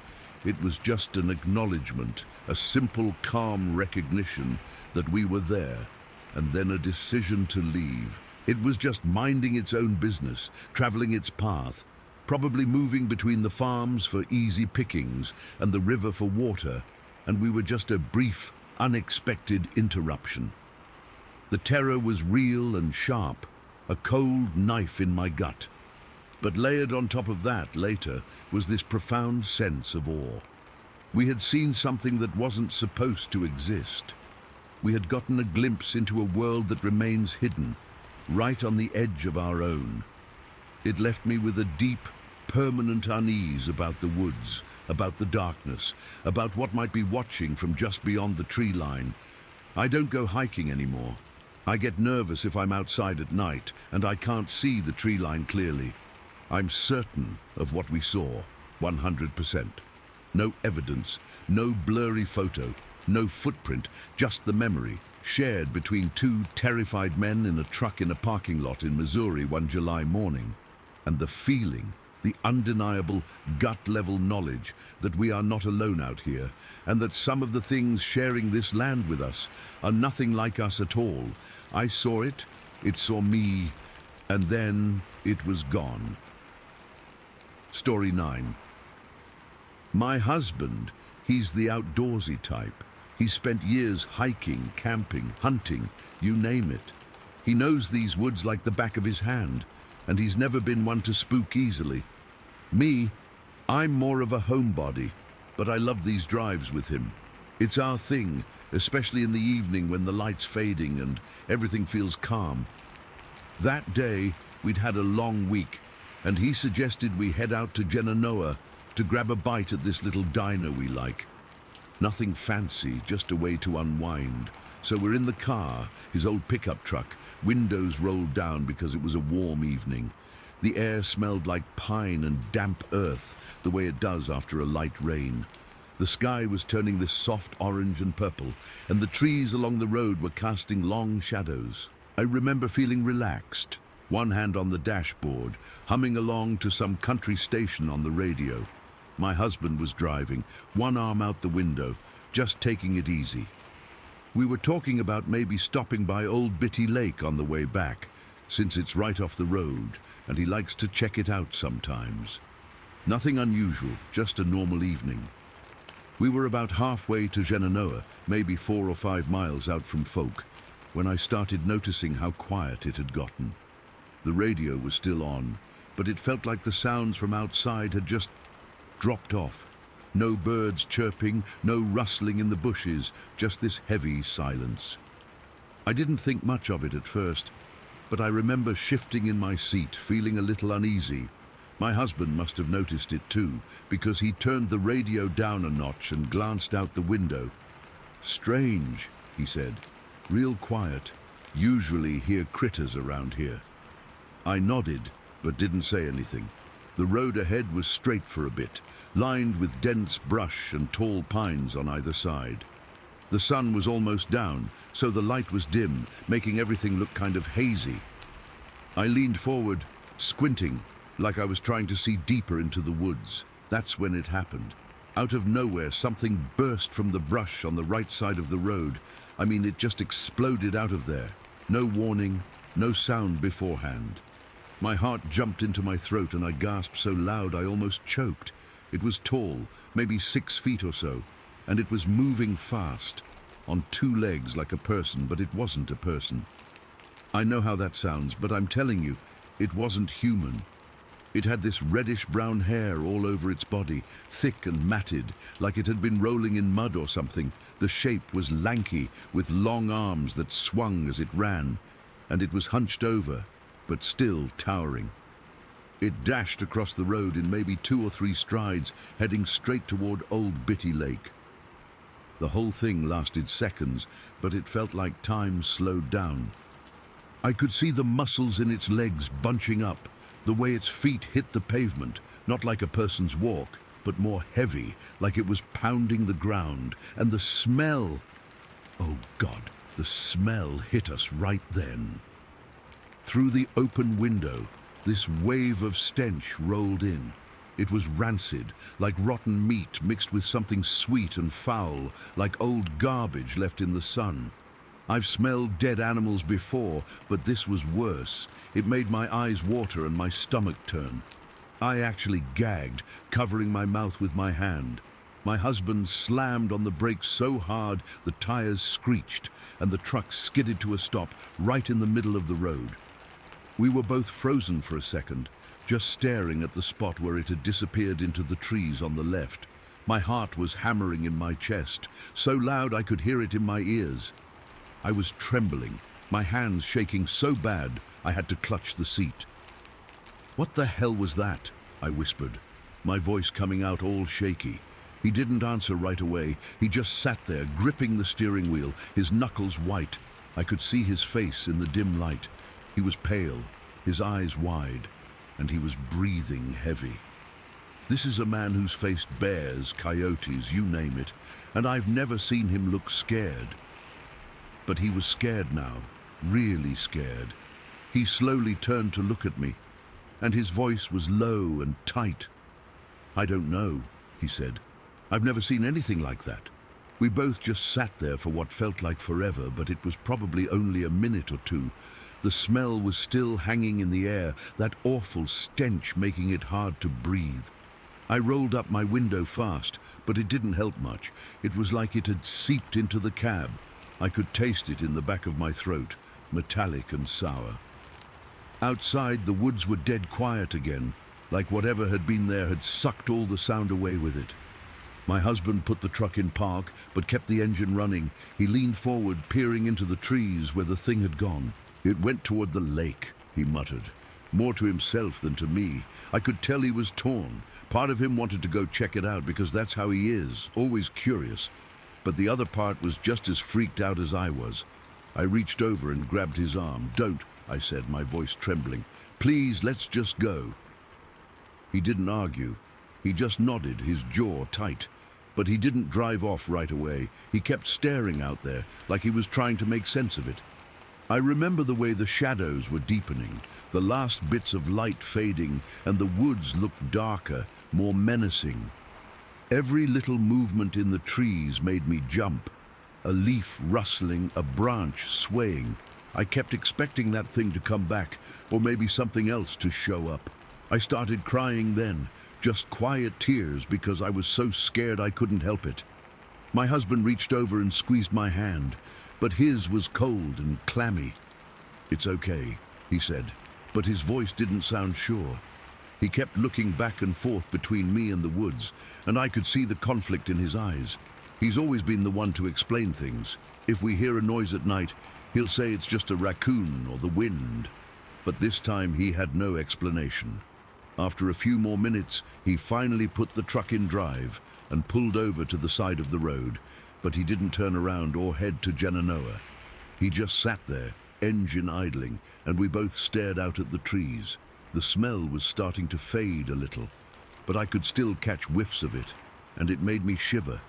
I remember feeling cold, even though it was a warm evening, and I wrapped my arms around myself. "Did you see how it moved?" my husband asked quietly. I nodded, not trusting my voice.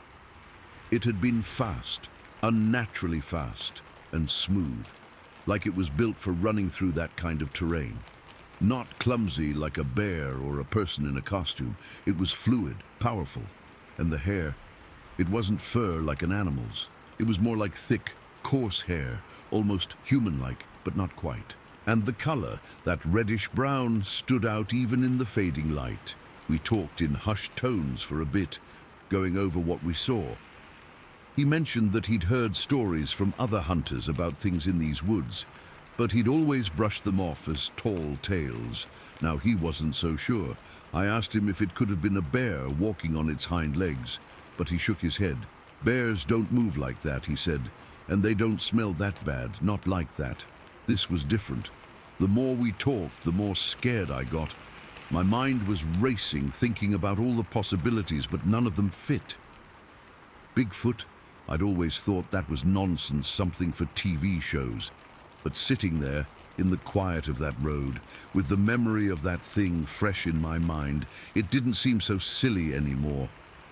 I felt a deep, primal fear, like something had tapped into a part of me that knows when danger is near. It was the unknown that got to me, not knowing what it was, what it wanted, or if it was still out there watching us. My husband eventually decided we should head back home. He didn't want to go to Genoa anymore, and I sure as hell didn't either. He turned the truck around carefully, like he was afraid of making too much noise, and we started driving back toward Folk. The whole way we were both silent, just listening to the engine and the wind. I kept glancing out the window, half expecting to see those reddish-brown eyes staring back from the trees. Every shadow looked like it was moving, and I had to force myself not to scream. When we got home, we didn't talk about it much. We just went inside, locked the doors, and sat on the couch for a while, not saying anything. My husband poured himself a drink, something he rarely does, and I could see his hands were still shaking. He kept rubbing his face, like he was trying to wipe away the memory. I tried to distract myself by turning on the TV, but I couldn't focus. All I could think about was that thing, the way it moved, and that smell. Later that night, when we were trying to sleep, he told me that he'd never felt so unsettled in his life. He said it wasn't just the sight of it. It was the feeling in the air before and after, like the woods had gone dead because of it. He's been back in those woods dozens of times since, for work and stuff, but he says it's not the same. He's more cautious now, always looking over his shoulder. Me, I haven't been on that road since. I can't bring myself to do it. Just thinking about it makes my heart race, and that's it. That's what happened that evening. We didn't see it again, and we didn't tell anyone because who would believe us? But I know what we saw, and I know it was real. The image is burned into my brain. That tall, reddish-brown figure darting across the road, the rancid stench filling the car, and the sheer terror that followed. To this day, I have no idea what it was, and that's the part that haunts me the most. Story 10. I'm Bob B. from Washington State, and I've been carrying this around with me since it happened way back in 1988. I don't talk about it much, but every now and then, especially around December, it all comes rushing back, and I feel like I have to get it out. So here goes.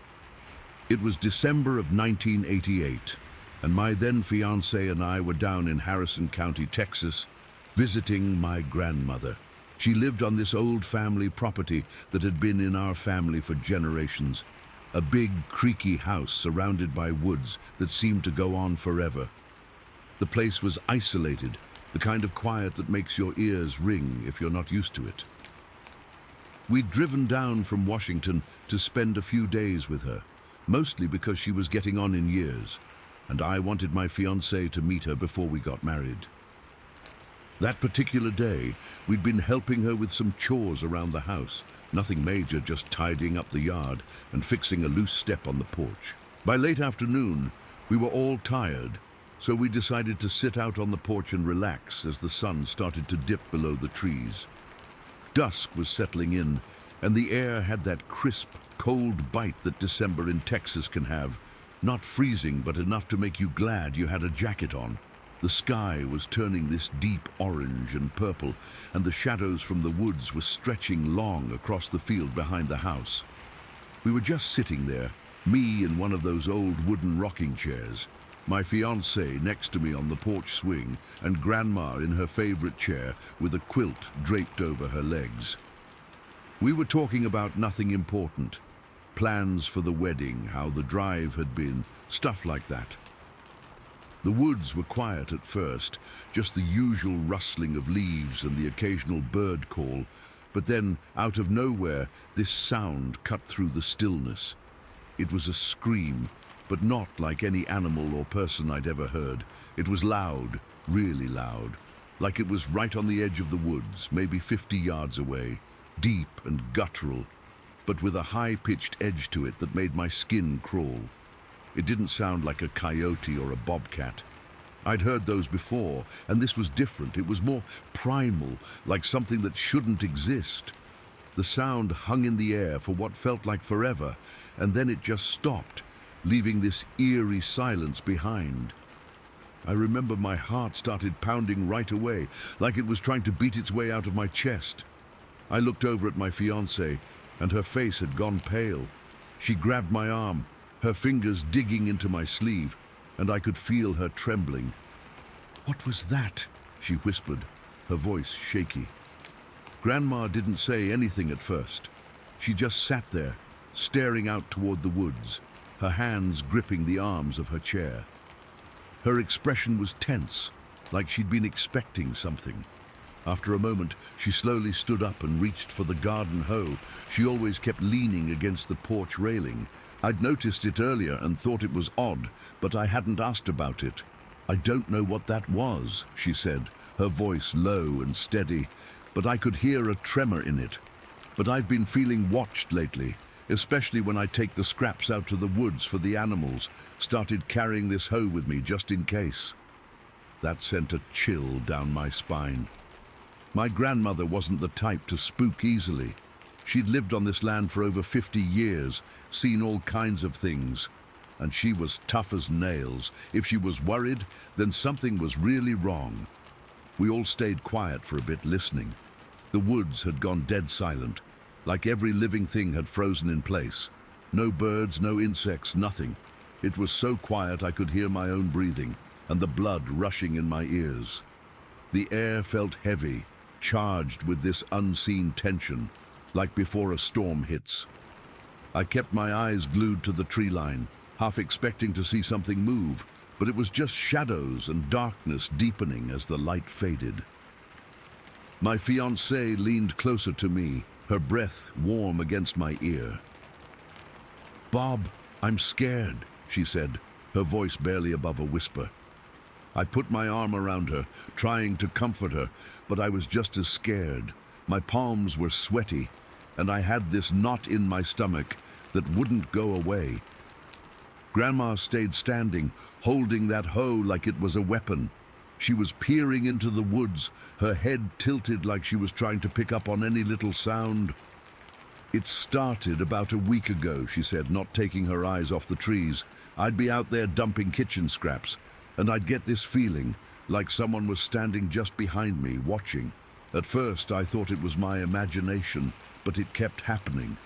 Then I started hearing things, rustling in the bushes, footsteps that weren't mine. Once, I saw a shadow move between the trees, too big to be a deer or anything normal." As she talked, I felt this cold dread creeping over me. The woods had always been a part of my childhood visits. I'd played in them as a kid, never thinking twice about it. But now, they felt alien, threatening. The trees seemed closer, their branches like skeletal fingers reaching out. The smell of damp earth and pine was strong, but underneath it I caught a whiff of something else, musky, almost like wet dog, but sharper. It made my nose wrinkle. We sat there for what felt like an hour, though it was probably only 10 or 15 minutes. The sky was getting darker, the colors fading to deep blues and blacks. Stars were starting to peek out, but the moon wasn't up yet, so the woods were just a wall of shadow. Every little noise made us jump, a twig snapping, the wind rustling leaves, but it was all normal stuff, nothing like that scream. Then, it happened again. Another scream, this time closer, maybe 30 yards out. It was even louder, and it had this raw, angry quality to it, like whatever it was wasn't just making noise. It was warning us. The sound echoed through the trees, and I swear I felt it vibrate in my bones. My fiancée let out a small gasp and buried her face in my shoulder, and I held her tighter. My own body was rigid with fear, every muscle tense. Grandma tightened her grip on the hoe. "We need to go inside," she said, her voice firm but urgent. "Now." We didn't need telling twice. I helped my fiancée up and we hurried toward the door. As we moved, I glanced back at the woods, and that's when I saw it, or thought I did. Just for a second in the deepening gloom, I caught a glimpse of something tall and dark moving between the trees. It was too shadowy to make out details, but it was big, way bigger than a person, and it moved with a strange, lumbering grace. It was there and then gone, like my eyes were playing tricks on me, but the image stuck in my head. We got inside, and Grandma locked the door behind us, sliding the bolt with a loud click. The house felt safer, but not by much.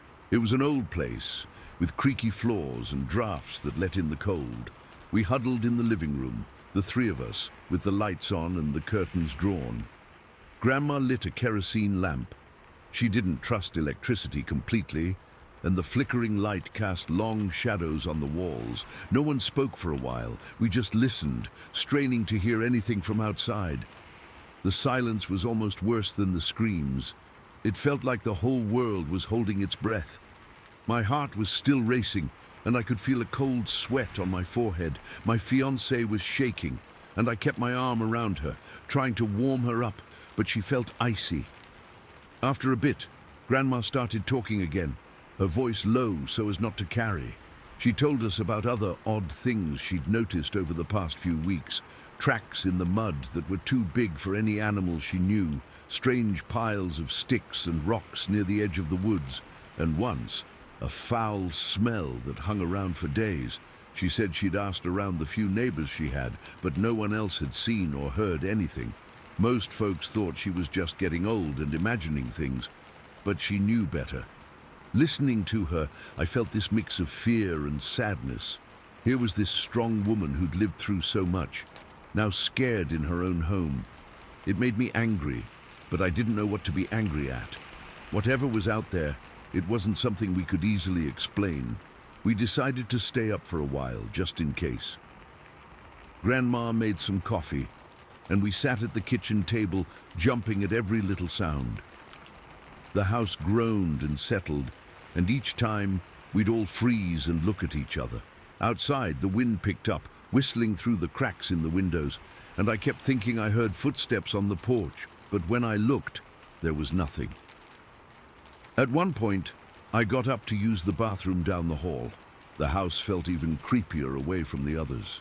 The hallway was dark, with only a sliver of light from the living room, and the floorboards creaked under my feet. As I was washing my hands, I heard a soft thud against the side of the house, like something had bumped into it. I froze, my heart in my throat, and listened. Nothing else happened, but I hurried back to the kitchen, my skin crawling. We stayed like that for hours, until the exhaustion started to set in. The fear had worn us out, and we were all yawning, but no one wanted to sleep. Eventually, Grandma suggested we try to get some rest, but we should all stay in the same room. We ended up dragging mattresses into the living room and lying down together with the lamp still on. I don't think any of us slept much. I kept dozing off and then jolting awake at some noise, a branch scraping the roof, an owl hooting in the distance. Each time, I'd lie there, listening, my ears straining for that scream again. But it never came. The rest of the night passed in a blur of half sleep and fear, with the darkness feeling like it was pressing in on us. When morning finally came, the sun rose bright and clear, and the woods looked normal again. Just trees and shadows, nothing menacing. We went outside cautiously, scanning the area, but there was no sign of anything unusual. No tracks, no strange smells, nothing. It was like the whole thing had been a bad dream, but it wasn't. We packed up and left later that day, cutting our visit short. My grandmother passed away a few years later, and we sold the property. I've never been back to those woods, and I don't think I ever will. To this day, I have no idea what that scream was or what we saw. Sometimes I'll hear a similar sound on TV or in a movie, and it'll bring it all back. The fear, the cold, that feeling of being watched. I've read stories online about Bigfoot or other creatures, and parts of it match up, but I don't know. All I know is that something happened that day in Harrison County, Texas, and I've never been able to explain it. Dewey Hurra, Story 11. It was spring of 2014, and I was down in the San Juan Mountains of southwestern Colorado, working on contract for a group of local ranchers. They'd been having a hell of a time with livestock losses. sheep mostly, just vanishing from high pastures. My job was to figure out what was taking them. It wasn't my first rodeo. I'd been doing this kind of work for years, everything from coyotes to bears to the occasional two-legged thief. But this was different from the start. The air up there always has a bite to it, even in late spring.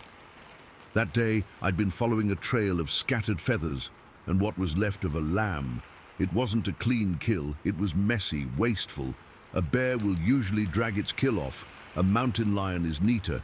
This was just torn apart, scattered over a 50-yard radius like something had exploded. The feathers were stuck to pine sap on the lower branches, and there were pieces of wool snagged on the bark of an aspen sapling, way higher than any bear would reach. I remember thinking that was odd, filing it away in my head. I spent the whole afternoon tracking, but the trail just went cold at a creek bed. The ground was all shale and rock, no prints to follow. By the time the sun started dipping behind the peaks, casting long, deep shadows that made the forest feel ancient and watchful, I knew I wasn't making it back to my truck before dark. My camp was a few miles back, a simple tent setup, but I was way deeper in now. I found a decent spot to overnight, a rocky outcrop that gave me a good vantage point and a solid back to lean against. It wasn't ideal, but it would do. The unease was already there, a little seed planted in my gut. It was too quiet. Not the peaceful quiet of wilderness, but a thick, heavy silence. I set up a perimeter. It's a habit. I use fishing line and little bells, stringing them about 30 yards out in a rough circle around my spot. It's a cheap, effective early warning system. Anything bigger than a squirrel brushes the line. The bells jingle. I ate a cold dinner, a granola bar and some jerky, and washed it down with water from my canteen. I didn't bother with a fire. The less attention I drew to myself, the better. I had my rifle, a .30-06, right next to me, leaned against the rock within easy reach. I must have dozed off for a bit, because the next thing I knew, I was jolted awake. Not by a sound, but by the lack of one. The silence was absolute. Before I could hear the constant, subtle rustle of the night, the scuttling of mice in the duff, the whisper of the wind in the pines, the distant hoot of an owl. Now, it was gone. It was like someone had thrown a soundproof blanket over the entire mountain. My own breathing sounded deafening. My heart was suddenly hammering against my ribs, a frantic drumbeat in the stillness. That's when the feeling hit me. It's hard to describe, and I know how it sounds, but it wasn't a voice. It was more like an urgency, a thought that wasn't my own, implanted right in the center of my mind. It was a simple, direct command. Go to the ridge. I froze, my hand gripping the cold stock of my rifle. This was insane. I'm a practical man. I deal in tracks, scat, evidence, not this. I tried to shake it off, to tell myself it was just a dream or a panic attack from waking up so suddenly in the dead quiet. But the feeling didn't fade. It intensified. It was a pulling sensation, a magnetic draw upwards towards the ridge that loomed above my camp. The air itself felt different. It was charged, like right before a lightning strike, and there was a low hum, a vibration I could feel in my teeth more than hear. Fear is a physical thing. My mouth went dry, my skin prickled with cold sweat despite the chill. Every instinct I had was screaming at me to hunker down, to stay put behind my little bell-line fortress. But this other thing, this compulsion, was stronger. It felt important, critically important. With hands that were trembling so bad I could barely function, I started packing my gear. I stuffed my sleeping bag into its sack, collapsed my little camp stool, all of it done in a rushed, clumsy panic. I slung my pack onto my back and picked up my rifle, the weight of it the only familiar, comforting thing in this whole bizarre situation. Moving out from the rock outcrop felt like stepping off a cliff. The humming in the air got louder, or maybe I was just more aware of it. It was a deep, resonant frequency that made the fillings in my teeth ache. The forest was still a vacuum of sound. My boots crunched on the pine needles, and each step sounded like a gunshot in the silence. I was moving on autopilot, my legs carrying me up the steep incline towards the ridge, following that mental pull. It was like I was a puppet on a string. I remember the smell, too. It changed. The clean scent of pine and damp earth was gone, replaced by something else, a musky, heavy odor, like a wet dog, but wilder, primal. It took me maybe 20 minutes to climb up there. 20 minutes of pure, unadulterated terror. My lungs were burning and my legs felt like jelly, both from the climb and the fear. When I broke through the tree line onto the ridge, I stopped dead. My feet just rooted to the ground, and I saw them. My brain short-circuited. It just couldn't process what my eyes were showing it. There, maybe 40 feet away, in a small clearing bathed in the faint light of a three-quarter moon, was a creature. A female. She was massive, bigger than any bear I'd ever seen. She had to be at least 8 feet tall, built with powerful muscular legs and long arms. Her body was covered in shaggy, reddish-brown hair, matted and wet in places. She was on her knees, her back to me, and her body was contorted in a way I recognized instantly from a lifetime of working on ranches. She was in labor. The sounds she was making were low, guttural grunts of pure physical strain. And then I saw the other one, a male. He was even bigger, darker, a hulking shadow standing partially behind a thick ponderosa pine at the edge of the clearing. He wasn't hiding, not really. He was watching her, and now watching me. His eyes caught the moonlight, and they held a fierce, ancient intelligence. I should have been terrified of him, and I was, a bone-deep, paralyzing fear. But my attention was ripped back to the female. She was in trouble. I could see it. I'd helped with enough difficult lambings and carvings to know the signs. The position was wrong. I could see a tiny, dark foot protruding, but it was at a bad angle. It was breech, or something close to it. If it didn't come out soon, they were both done for. The thought exploded in my head, clear as day. She needs help. It was the same voice urgency from before, but now it was a plea. The male hadn't moved, but his gaze was locked on me. It wasn't a threat. It was an assessment. It was like he was weighing my soul. I don't know what came over me. Survival instinct should have had me running or freezing or maybe even raising my rifle. But I didn't. I dropped my pack. I laid my rifle down on top of it. I held my hands out, open and empty, and I took a step forward, then another. The musky smell was overpowering up close, a solid wall of scent. The humming in the air was a physical pressure against my eardrums. The female turned her head slightly as I approached. Her face was broad, with a heavy brow ridge, but her eyes, they were full of pain and something else, a desperate, wild hope. She didn't snarl or threaten me, she just grunted, a deep, pained sound that vibrated through my own chest. "Okay," I whispered, my voice a shaky croak. "Okay, I'm here. I can help."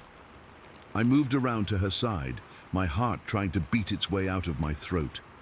I could see the problem clearly now. The infant was coming feet first, and one leg was tucked back. I'd seen it in calves. If you don't get it straightened, the hips get stuck. You lose them both. My hands were shaking so violently I could barely control them. I remember the feel of her hide. It wasn't soft fur, it was coarse, thick, like a horse's winter coat, but denser. It was warm, incredibly warm. I could feel the powerful contractions rippling through her body. I took a deep breath, trying to steady myself, and reached in. It was the most terrifying, awe-inspiring moment of my life. I was elbow deep, my face inches from this being that shouldn't exist, in the middle of a silent, humming forest, with her massive mate watching my every move. I found the tiny, slick leg and gently, so gently, worked it forward, guiding it into the correct position alongside the other. I was talking to her the whole time, soft, nonsensical murmurs like I would to a nervous heifer. "Easy now, easy. Just a little more. You're doing great. Almost there." The moment I got the leg positioned right, her body did the rest. With one final monumental push, the infant slid out into my waiting hands. It was so small, maybe the size of a human toddler, but covered in a fine, dark, wet hair. It was warm and heavy and perfectly formed. It let out a tiny, coughing cry, and the sound broke the spell of silence that had gripped the mountain. The female immediately turned, her pain forgotten. She made a sound then, a soft, chuffing noise, and reached for her baby.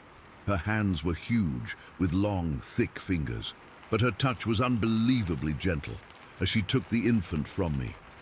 She started cleaning it with her tongue, her movements tender and focused.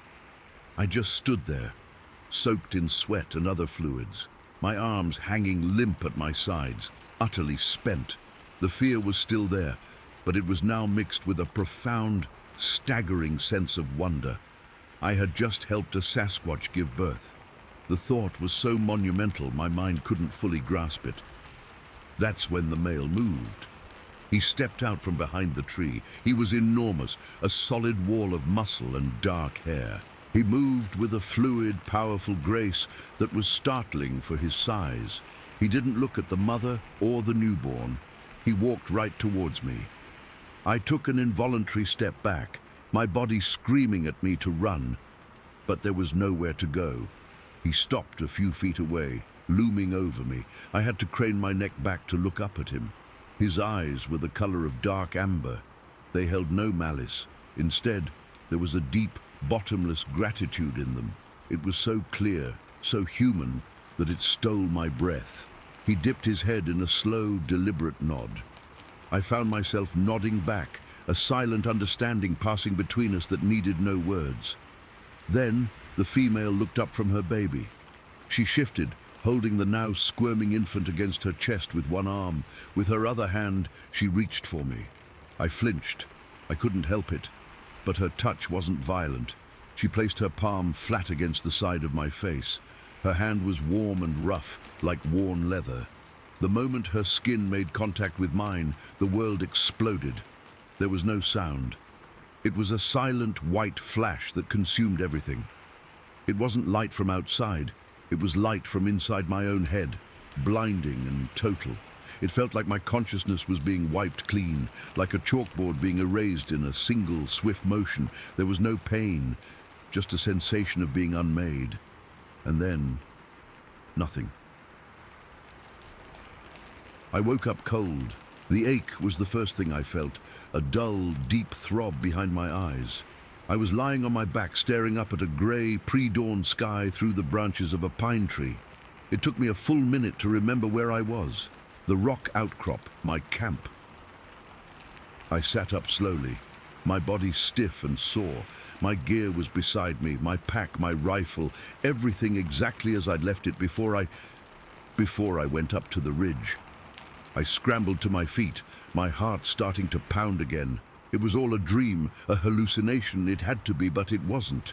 The memories were there, vivid and technicolor bright. The absolute silence, the mental pull, the climb, the sight of them, the feel of the coarse hide, the slickness of the infant, the weight of it in my hands, the gratitude in the male's eyes, the mother's hand on my face. I looked at my hands.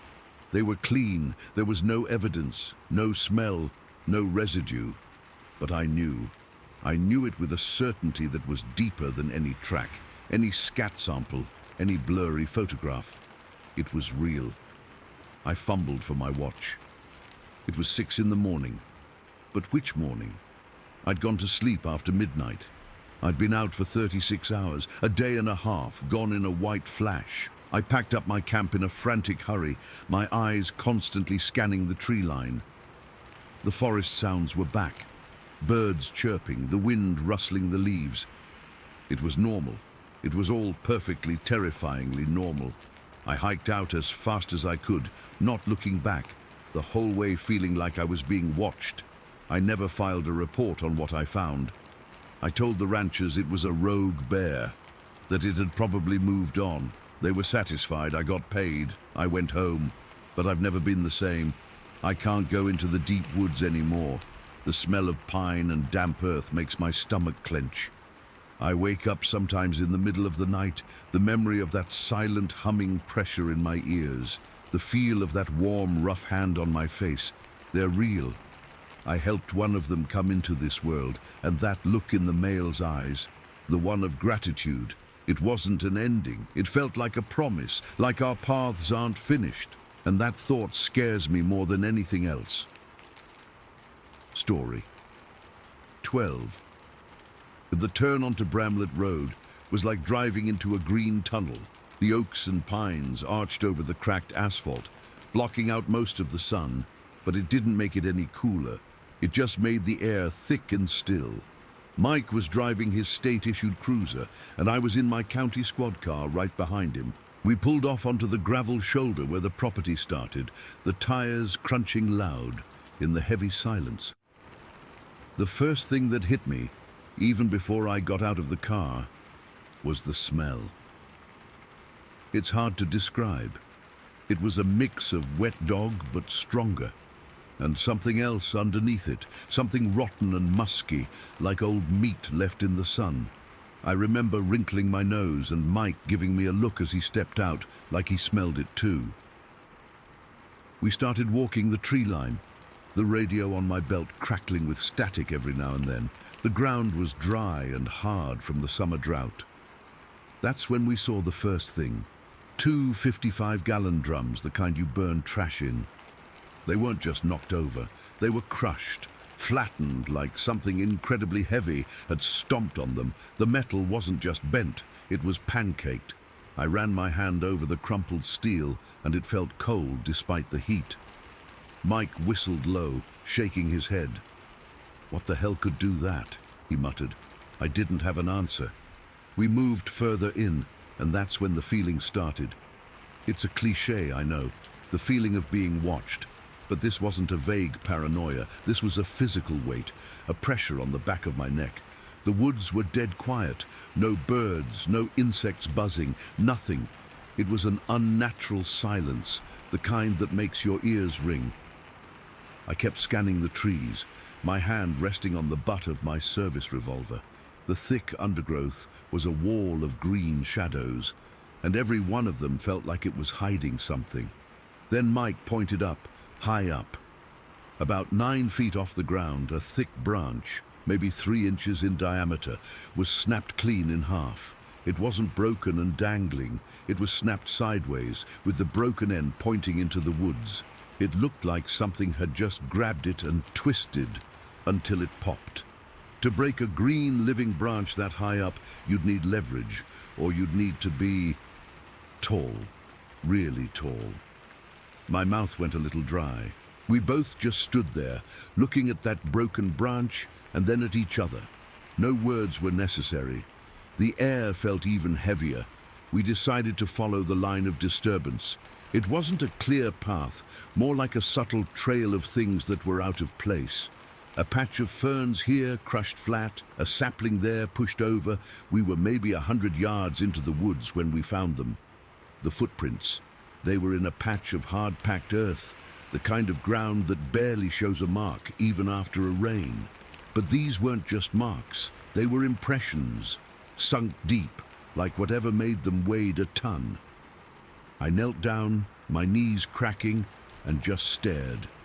The print was huge. I'm 6 feet tall, and my boot is a size 12. This thing made my boot look like a child's. I pulled out a tape measure from my belt kit, 14 inches long, 7 inches wide across the ball of the foot. The stride, from the back of one heel to the back of the next, was a full 4 feet. My heart was hammering against my ribs. I could feel the pulse in my throat. The shape was all wrong for a bear. A bear print is more rounded, with the claws up front. This was almost humanoid, but not quite. The toes were long, and the whole thing was splayed wide, as if it was built for stability.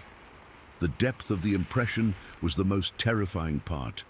To sink that deep into sun-baked earth, the physics of it didn't make sense. Mike was radioing it in, his voice tight, asking for a wildlife officer, but his words sounded distant, like he was talking from the other end of a long tunnel. I was too focused on the track. I had this insane, overwhelming urge to put my hand inside the print, to feel the shape of it, but I didn't. I was afraid to. That's when the smell came back, stronger than before.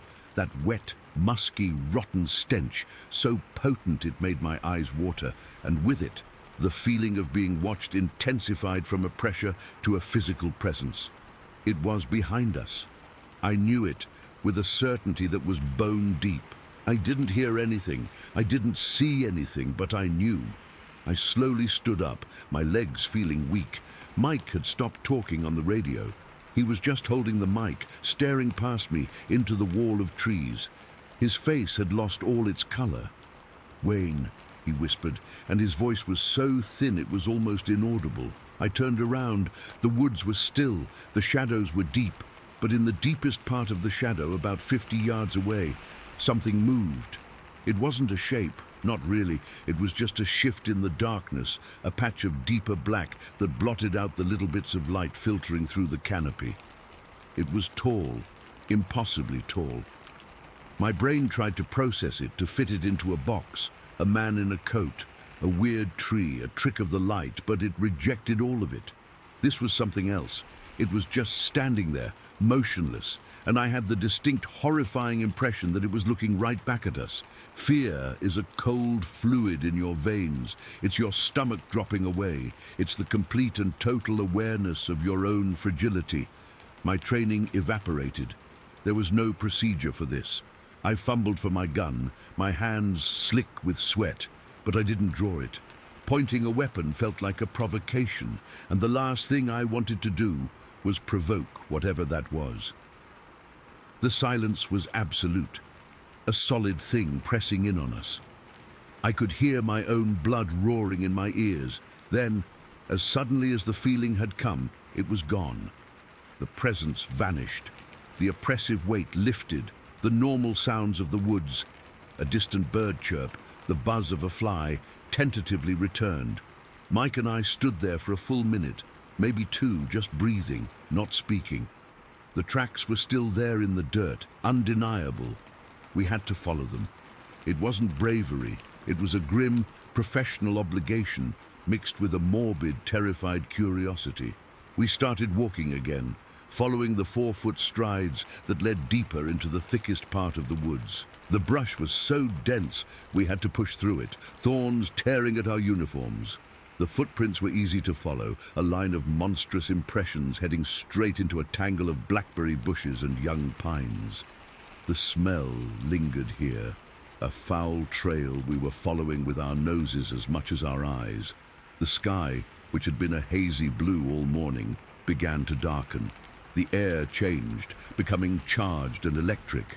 A storm was rolling in fast, the way they do in the south in the summer.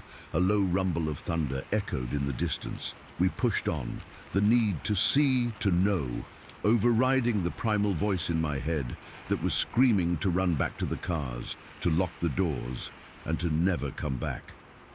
We came to a small, muddy creek bed. The tracks went right through it, sinking deep into the soft mud on the other side. We were about to cross it ourselves when the sky just opened up. It wasn't a gradual rain, it was a deluge, a solid sheet of water that fell so hard it stung my skin and reduced visibility to almost nothing. In seconds, we were soaked to the bone. The creek, which had been a trickle, started to swell. Mike shouted something, but the roar of the rain and the now constant crack of thunder drowned him out. He pointed back the way we came. It was over. The rain was washing everything away. The tracks in the creek bed were already blurring, filling with water. The ones in the dirt behind us would be gone in minutes. The evidence, the entire trail, was being erased before our eyes. We turned and started half running, half stumbling back through the downpour. The woods that had felt so sinister now just felt chaotic and wet. We crashed through the undergrowth, no longer caring about stealth, just wanting to get out. We made it back to the cars, throwing ourselves into the driver's seats, dripping water all over the interiors. We sat there for a long time, the rain hammering on the roofs, the windows completely fogged. Neither of us said a word. We just stared out through the foggy glass at the wall of green, now obscured by the storm. The hunt was over. The mystery was unsolved. We filed a report, of course. Crushed drums, broken branches, unusual tracks. It went into a file somewhere. We never talked about it much after that. What was there to say? We went back out a week later when the weather cleared. There was nothing. No tracks, no smell, no feeling of being watched. Just a quiet woods on a hot summer day. But I never forgot the weight of that silence, the sheer size of those prints, and the feeling of that unseen presence watching us from the shadows. I still don't know what it was. I tell myself it was a bear, a big one, and my mind played tricks on me in the heat and the quiet, but I was there. I saw the crushed steel. I measured the stride. I felt it looking at me, and sometimes on a still hot night, I'll catch a whiff of something on the air, something wet and musky and old, and my heart will just stop for a second. It's been over 30 years. I'm retired now, but I still don't like the woods. Story 13. It was August of 1993. The air so thick and wet you could drink it. I was 12 years old.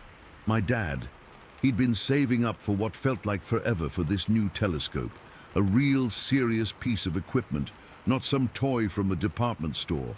It arrived in a big cardboard box, and that whole week leading up to that Saturday, the excitement in our house was like a physical thing you could touch.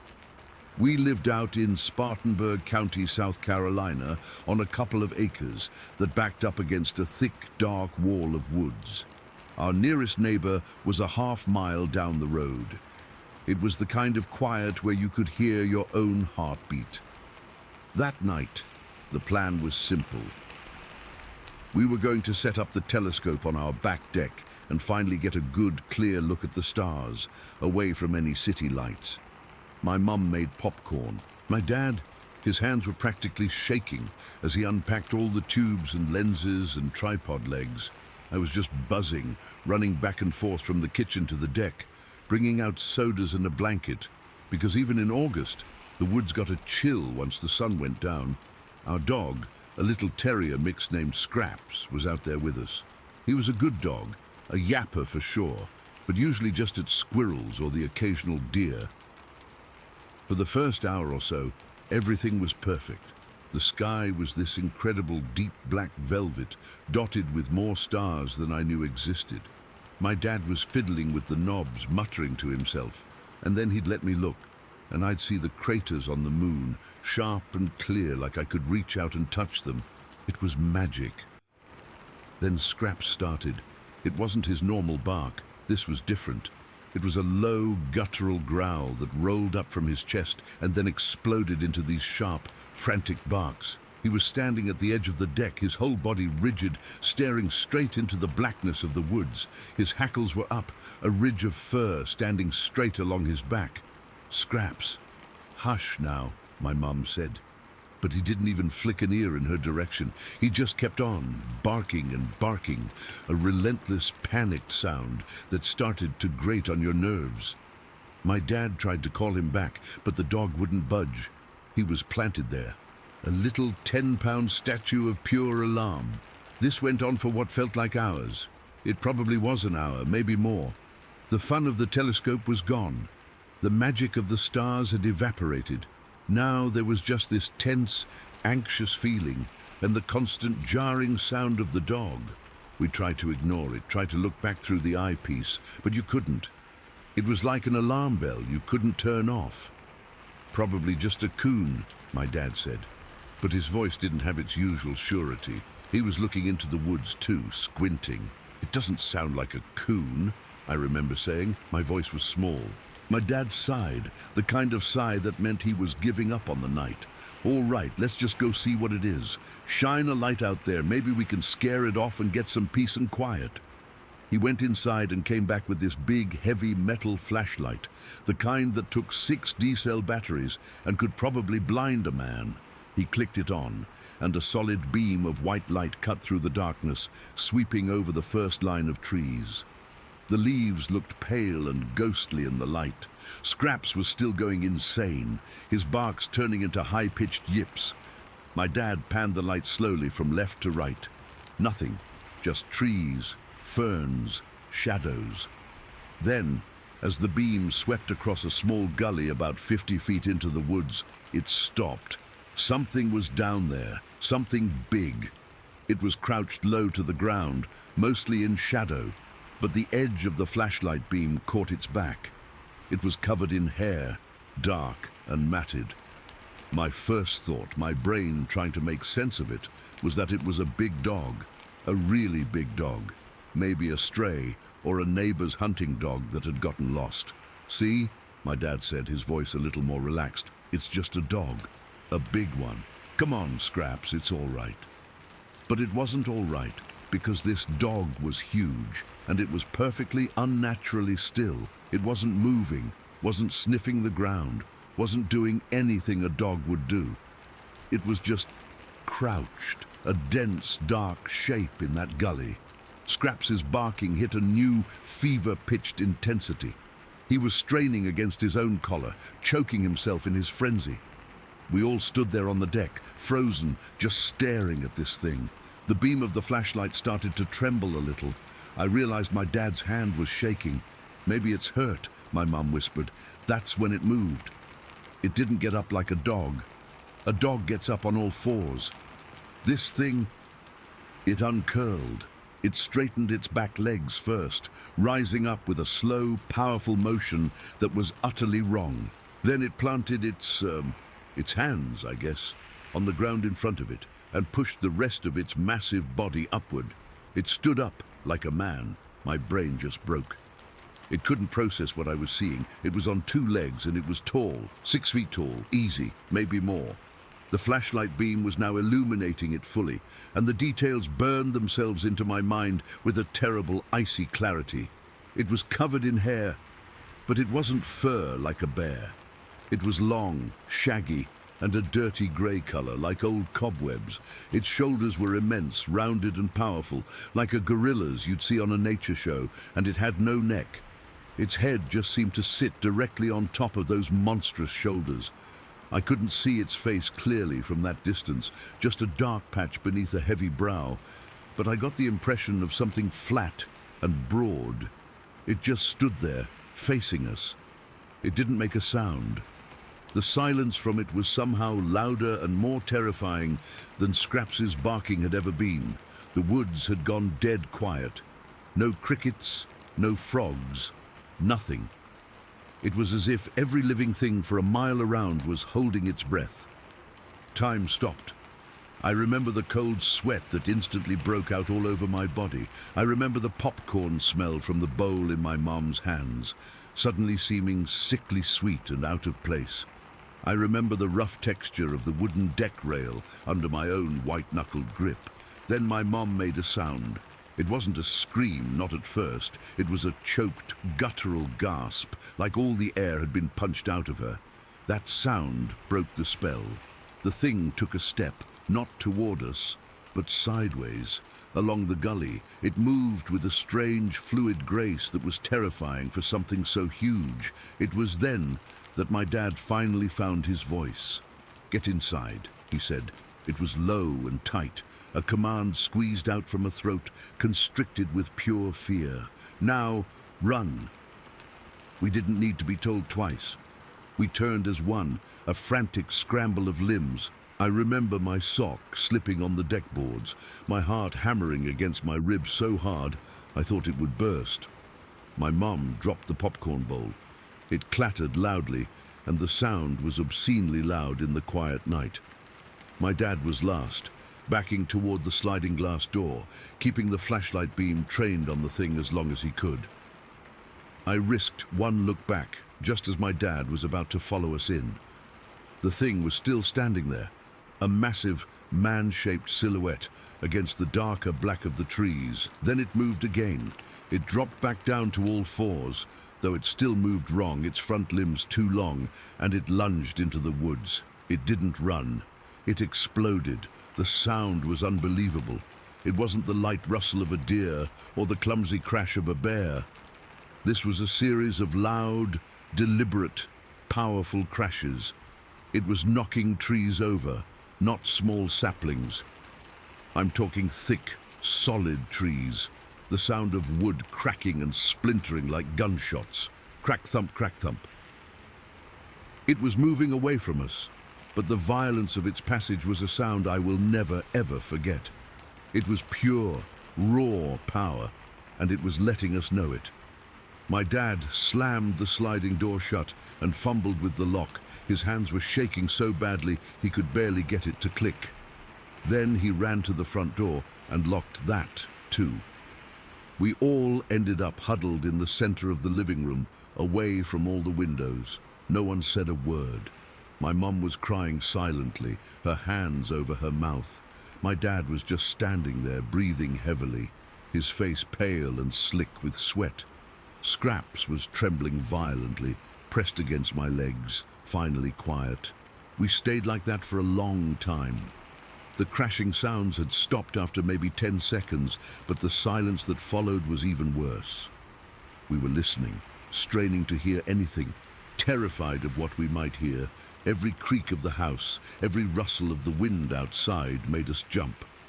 My dad eventually got his shotgun from the closet. He didn't load it, just held it. We didn't turn any lights on. We just sat there in the dark, in the middle of the floor, listening. I don't know how long we sat there. It felt like the whole night. I don't think any of us slept. When the sun finally came up, it felt like a reprieve. The world looked normal again. The grass was green, the birds were singing.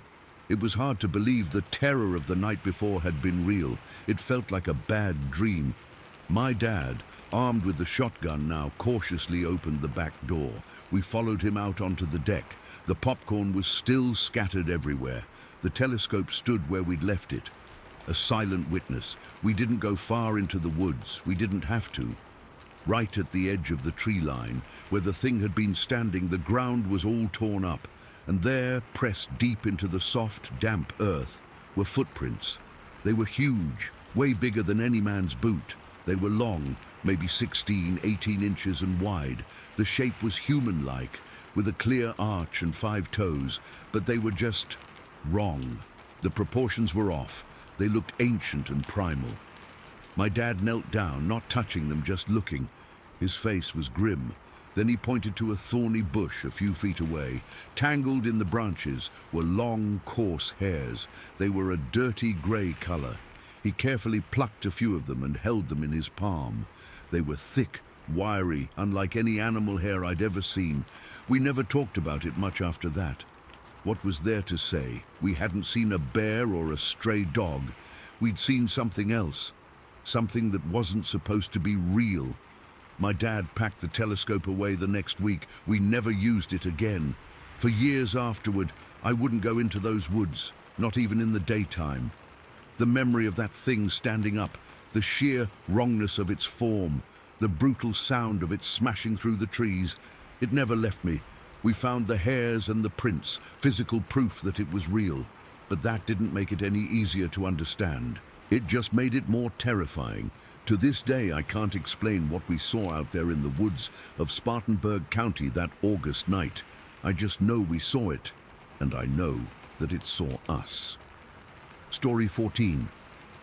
I've never been one for ghost stories or campfire tales about monsters in the woods. I'm a practical guy. I fix things for a living, and if I can't see it, touch it or measure it, I tend to file it away under "not my problem." But something happened last November out in Marion County that I can't file away. It's stuck in my head, playing over and over, and I need to get it out somewhere, even if it's just typing into a void. My wife knows, but she's the only one. She's the one who suggested I write it down, said it might help. I don't know if it will, but here I am. It was the Saturday before Thanksgiving. The sky was that flat, solid grey that makes everything feel quiet and closed in.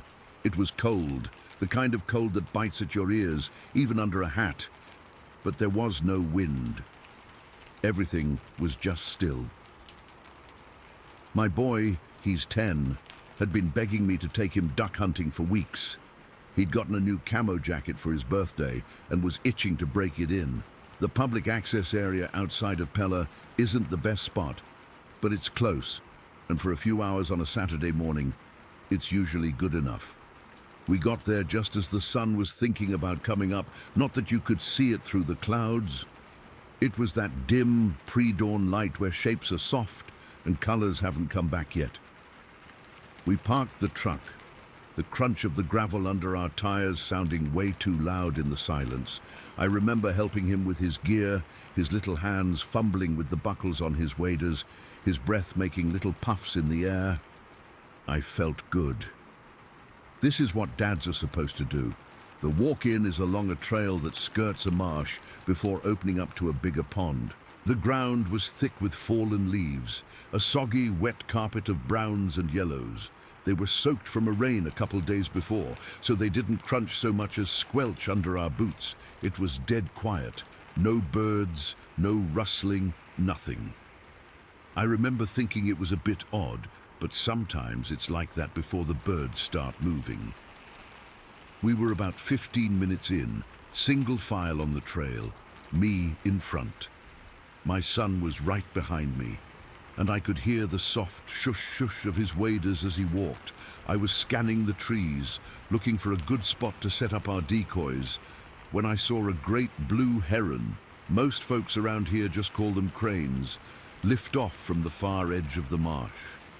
It was a big, gangly thing, all legs and wings, and its flight was slow and graceful. I pointed. "Look there, son," I said, my voice low. "See how it flies? Real slow, like it's got all the time in the world." He nodded, his eyes wide, watching it. We both were, and that's when it happened. Something moved in my peripheral vision, down the trail to our left. My head turned, and for maybe 2-3 seconds I saw it. It was solid white. Not bright, glowing white, but a dirty matte white like old plaster or the undercoat of an animal in winter, and it was tall. So damn tall, it must have been 7, maybe 8 feet. It ran on 2 legs, straight across the trail, maybe 40 yards ahead of us. The movement is what I can't get out of my head. It wasn't a run, not like a man runs. A man lumbers, his head bobs, his arms pump. This was fluid. It was like watching a current of water, or like one of those ballet dancers on TV, just this incredible, powerful glide. There was no jerkiness, no wasted motion. Its legs covered ground in these huge, silent strides, and it was silent. That's the part that really gets under my skin. The ground was covered in a thick layer of wet leaves and mud. When my boy and I walked, we made noise. When a deer runs, you hear the thumps and the rustle. This thing moved, and it didn't make a sound. Not a snap of a twig, not a squelch of a leaf. Nothing. It was like it wasn't even touching the ground.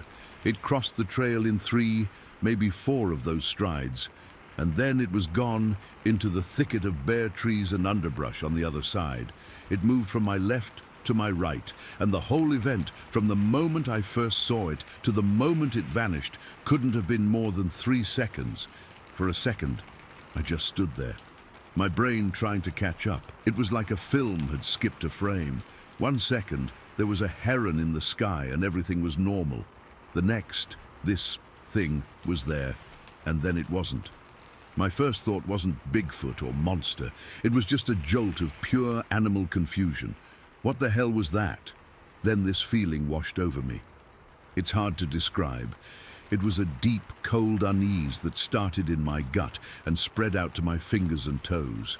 It wasn't just fear, though there was plenty of that. It was a feeling of wrongness, that something that shouldn't exist, something that shouldn't be in this world, had just passed in front of me. My heart started hammering against my ribs, so hard I could feel it in my throat. I didn't say a word to my son. I just moved. I turned around, put my hands on his shoulders, and guided him down into a squat, right there on the trail. "Sit down," I whispered. My voice was tight, strained. "Right here, don't move." He looked up at me, his face confused under the rim of his camo hat. "Dad? What is it?" "Just sit tight, be quiet." I unslung my shotgun. It's a 12-gauge pump, a Remington 870 I've had for years. The action of pumping a shell into the chamber was so familiar, so mechanical, that it grounded me for a second. The cha-chunk sound was obscenely loud in the quiet. I held the gun at a low ready, my finger resting along the trigger guard, and I scanned the tree line where it had disappeared. My eyes were straining, trying to pick out any shape, any movement, any break in the pattern of grey tree trunks and brown branches. There was nothing. It had just been absorbed by the woods. The silence was back, but it was a different kind of silence now. Before it had been peaceful, now it felt heavy, watchful. It felt like the woods themselves were holding their breath. I stood there for what felt like 10 minutes, barely breathing myself, just listening and looking. My son was perfectly still behind me, and I could feel the tension radiating off of him. He knew something was very wrong. I finally took a slow, careful step forward, then another. I moved off the trail and toward the spot where I'd seen it vanish. The ground was a mess of wet leaves, mud, and tangled roots. I was looking for tracks, anything, a footprint, a scuff mark, a broken branch. I scanned the area, my head on a swivel, my gun barrel following my gaze. Nothing. There was absolutely no sign that anything larger than a squirrel had passed through there. The leaves were undisturbed. It was impossible. A man that size, running that fast, would have torn up the ground, would have left deep, obvious prints in the mud. This thing had moved like a ghost. It hadn't left a trace. That's when the real fear set in. The confusion was bad, but the lack of evidence was worse. It made me question what I'd seen, but I knew. I knew with a certainty that felt like a rock in my stomach. I had seen it. It was real. I walked back to my son, my legs feeling shaky. "We're leaving," I said. I didn't give him an explanation. I just started walking back the way we came, keeping him in front of me. I walked backwards for the first 50 yards, my gun pointed at the tree line, my eyes never leaving the woods. Every shadow looked like it was moving. Every tree trunk seemed to shift in my peripheral vision. I was wound so tight, I thought I might snap. The walk back to the truck felt 10 times longer than the walk in. I was hyper-aware of every little sound. A leaf falling, the drip of water from a branch, the sound of our own breathing. It all sounded like a threat. I kept expecting that white shape to come bursting out of the trees. I didn't relax until we were both in the truck, the doors locked, the engine running. I just sat there for a minute, my hands gripping the steering wheel, staring out at the trailhead. My son was quiet, just looking at me. "Dad," he said softly. "What was it?" I looked at him, at his scared, earnest face, and I didn't know what to say. I couldn't tell him I'd seen a monster. I couldn't tell him I didn't know, so I just said, "I don't know, buddy. I really don't know." The drive home was quiet. I replayed it in my head over and over. The heron, the turn of my head, the white shape, the silent fluid run, the empty woods. It was a loop I couldn't stop. By the time we got home, my wife could tell something was off. I was pale and I was jumpy. I put my gun away and she asked how it went. I just shook my head and said, "Not good." Later that night, after my son was in bed, I told her everything. I described it in as much detail as I could. When I finished, she was quiet for a minute, and then she said, "You know, when I was a girl, my grandpa used to tell stories about things in the woods up in Minnesota. Bigfoot stories. He said sometimes they were seen in the winter, and they were white." I shook my head. "I don't believe in that stuff." "I know you don't," she said. "But what else could it have been?"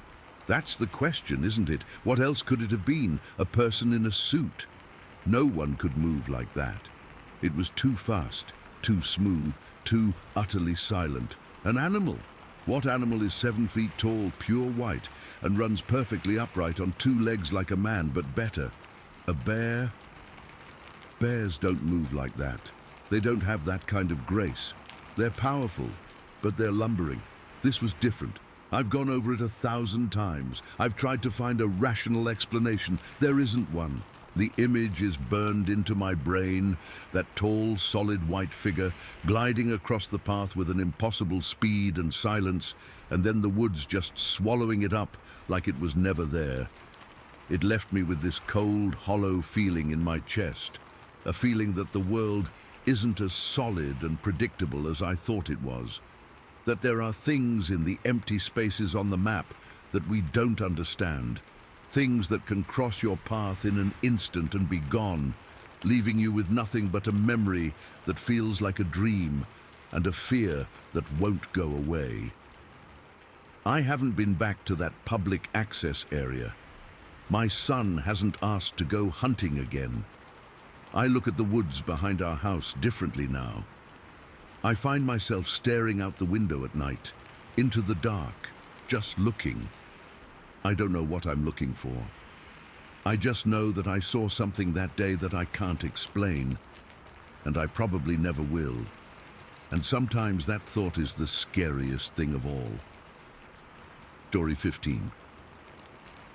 It was early March of 1856, and I was part of a group of men tracking what folks around here called the Wild Man.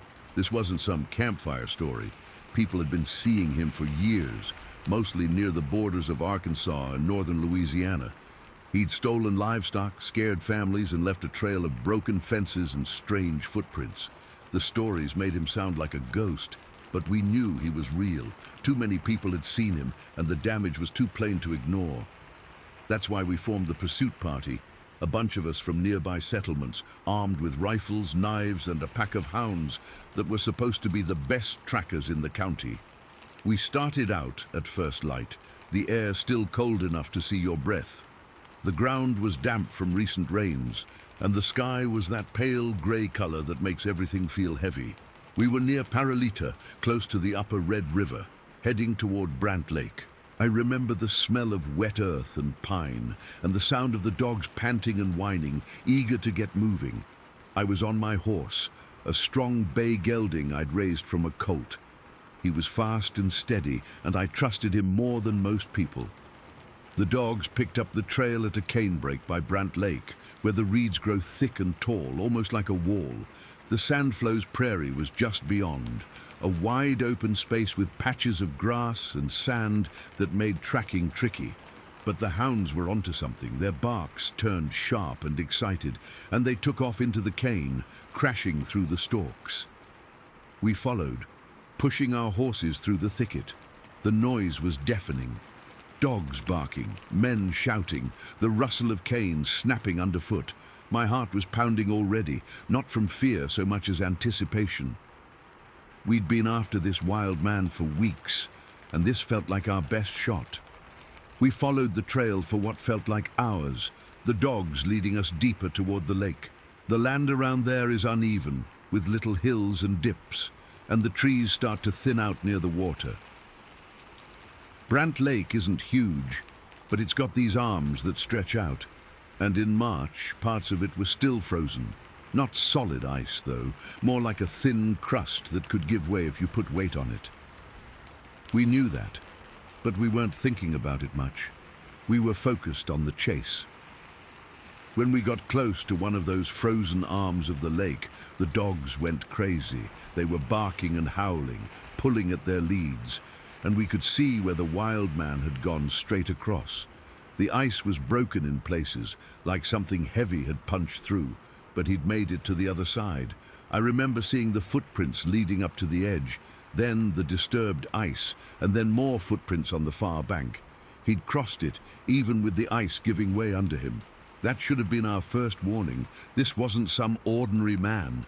I was on horseback, and I had this idea that if I circled around the lake, I could cut him off where he came out. The others were staying with the dogs, trying to find a safe way across, but I figured my horse was fast enough to get me there quick. I urged him into a gallop, staying back from the lake's edge, but keeping an eye on where the wild man had emerged.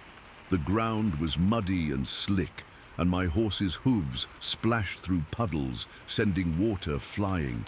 I could feel the cold spray on my face, and my hands were tight on the reins. I found a spot to hide behind a cluster of pine trees, their branches low and thick, giving me some cover. I dismounted and tied my horse to a tree, then crouched down, peering through the needles. The air was still, quiet, except for the distant barks of the dogs and the sound of my own breathing. I waited there, my heart thudding in my chest for what felt like forever. The cold seeped through my clothes, and I shivered, but I didn't move. Then I saw him. He came out of the water on the other side of the lake, right where I'd expected. At first, I thought it was a bear or something, but then I realized it was him. The wild man. He was big, I mean really big. I'd guess he was 6 feet 4 inches tall, maybe more, and built solid like a tree trunk. His whole body was covered in hair, this brownish color, and it was long, maybe 4 to 6 inches, matted and wet from the lake. He shook himself off like a dog, water flying everywhere, and the sound was like a wet blanket being whipped. Then he started running up the bank, and I've never seen anything move like that. It was fast, smooth, almost like a deer, but with this raw power that made my stomach clench. I'd been planning to capture him alive. We all were.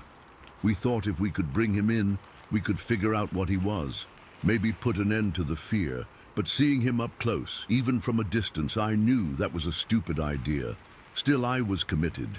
I untied my horse and mounted up, thinking I could ride out and head him off before he got too far.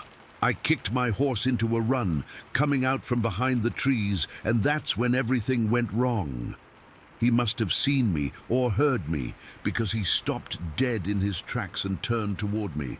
His face was hidden by all that hair, but I could feel him looking at me. It wasn't like a person looking at you. It was more intense, like a predator sizing up prey. Before I could even think, he rushed at me. I mean, he charged straight for my horse, moving so fast. He was a blur. I tried to rein my horse away, but it was too late. He grabbed me and dragged me right off the saddle. I hit the ground hard, the air knocked out of me, and before I could get up, he was on top of me. His hands, or whatever they were strong, like iron, and they tore at my clothes and skin. I felt a sharp pain in my eye as he scratched it, and I screamed, but it came out as a gasp. Then he bit me right on the shoulder. I felt his teeth sink in, and it was like fire, tearing through muscle and bone.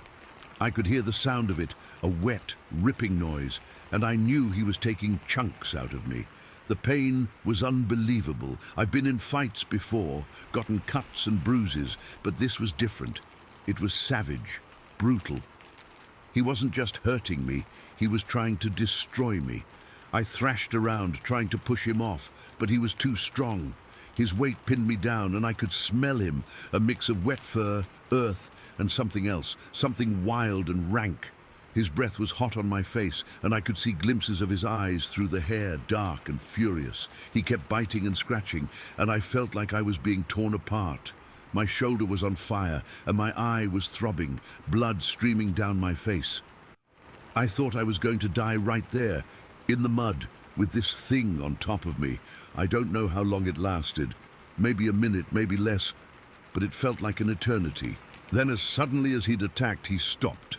He got off me and turned to my horse, which was standing nearby, trembling. The wild man went for my saddle and bridle, tearing them apart with his hands. He ripped the leather like it was paper, and the metal bits clattered to the ground. I lay there, bleeding and helpless, watching him. My mind was foggy from the pain, but I remember thinking, what is he doing? Then he mounted my horse, just jumped on like he'd been riding all his life, and grabbed a club from somewhere. Maybe he'd had it with him, I don't know. He used it to guide the horse, and they took off toward the mountains, disappearing into the trees. I was left alone, lying in the mud, bleeding and broken. The world was spinning, and I could barely move. I heard voices then, my comrades, finally catching up. They found me there, and their faces went pale. One of them knelt down, his hands shaking as he tried to stem the bleeding. My eye was a mess, and my shoulder was ripped open. They got me back to camp, but the damage was done. The doctor later said I might not ever see properly out of that eye again, and my shoulder would never be the same. The pursuit party, joined by some friendly Indians from the area, kept after the wild man. but I don't know if they ever caught him. I was in too much pain to care at the time. That was the day it happened, and I've never been the same since. The horror of it sticks with me, like a shadow I can't shake. Every time I close my eyes, I see him, that hairy figure charging at me, tearing into me. I don't know what he was, and I don't think I ever will. All I know is that I lived through it, and part of me wishes I hadn't. Story 16. Okay, I'm just going to type this out. I've never posted anything like this before, but I've been reading this forum for a while, and I guess if anyone would get it, it's you all. I need to get this out. It's been years, but sometimes I'll just be driving home, and the memory hits me so hard my hands shake on the wheel. My name is Shannon Morgan. This happened to me on March 2nd, 2007. I worked at a print shop back then, way out near the edge of town. My shift ended at 5. And in March, that means the sun is already thinking about calling it a day. It was that kind of gloomy, late winter afternoon where the sky is just a flat, dirty grey and everything looks dead. I was driving my Ford Explorer, a green one I'd had for a few years. It was a tank, but it smelled faintly of old fries no matter how much I cleaned it. I wasn't driving alone. My co-worker Dave was in his own car ahead of me. We were both heading the same way, down this long, mostly straight stretch called 200 North Road. It's one of those roads that cuts through farmland and little patches of woods, the kind you take because the highway is clogged with traffic. There are houses, but they're set way back with long driveways, so you only get glimpses of them through the trees.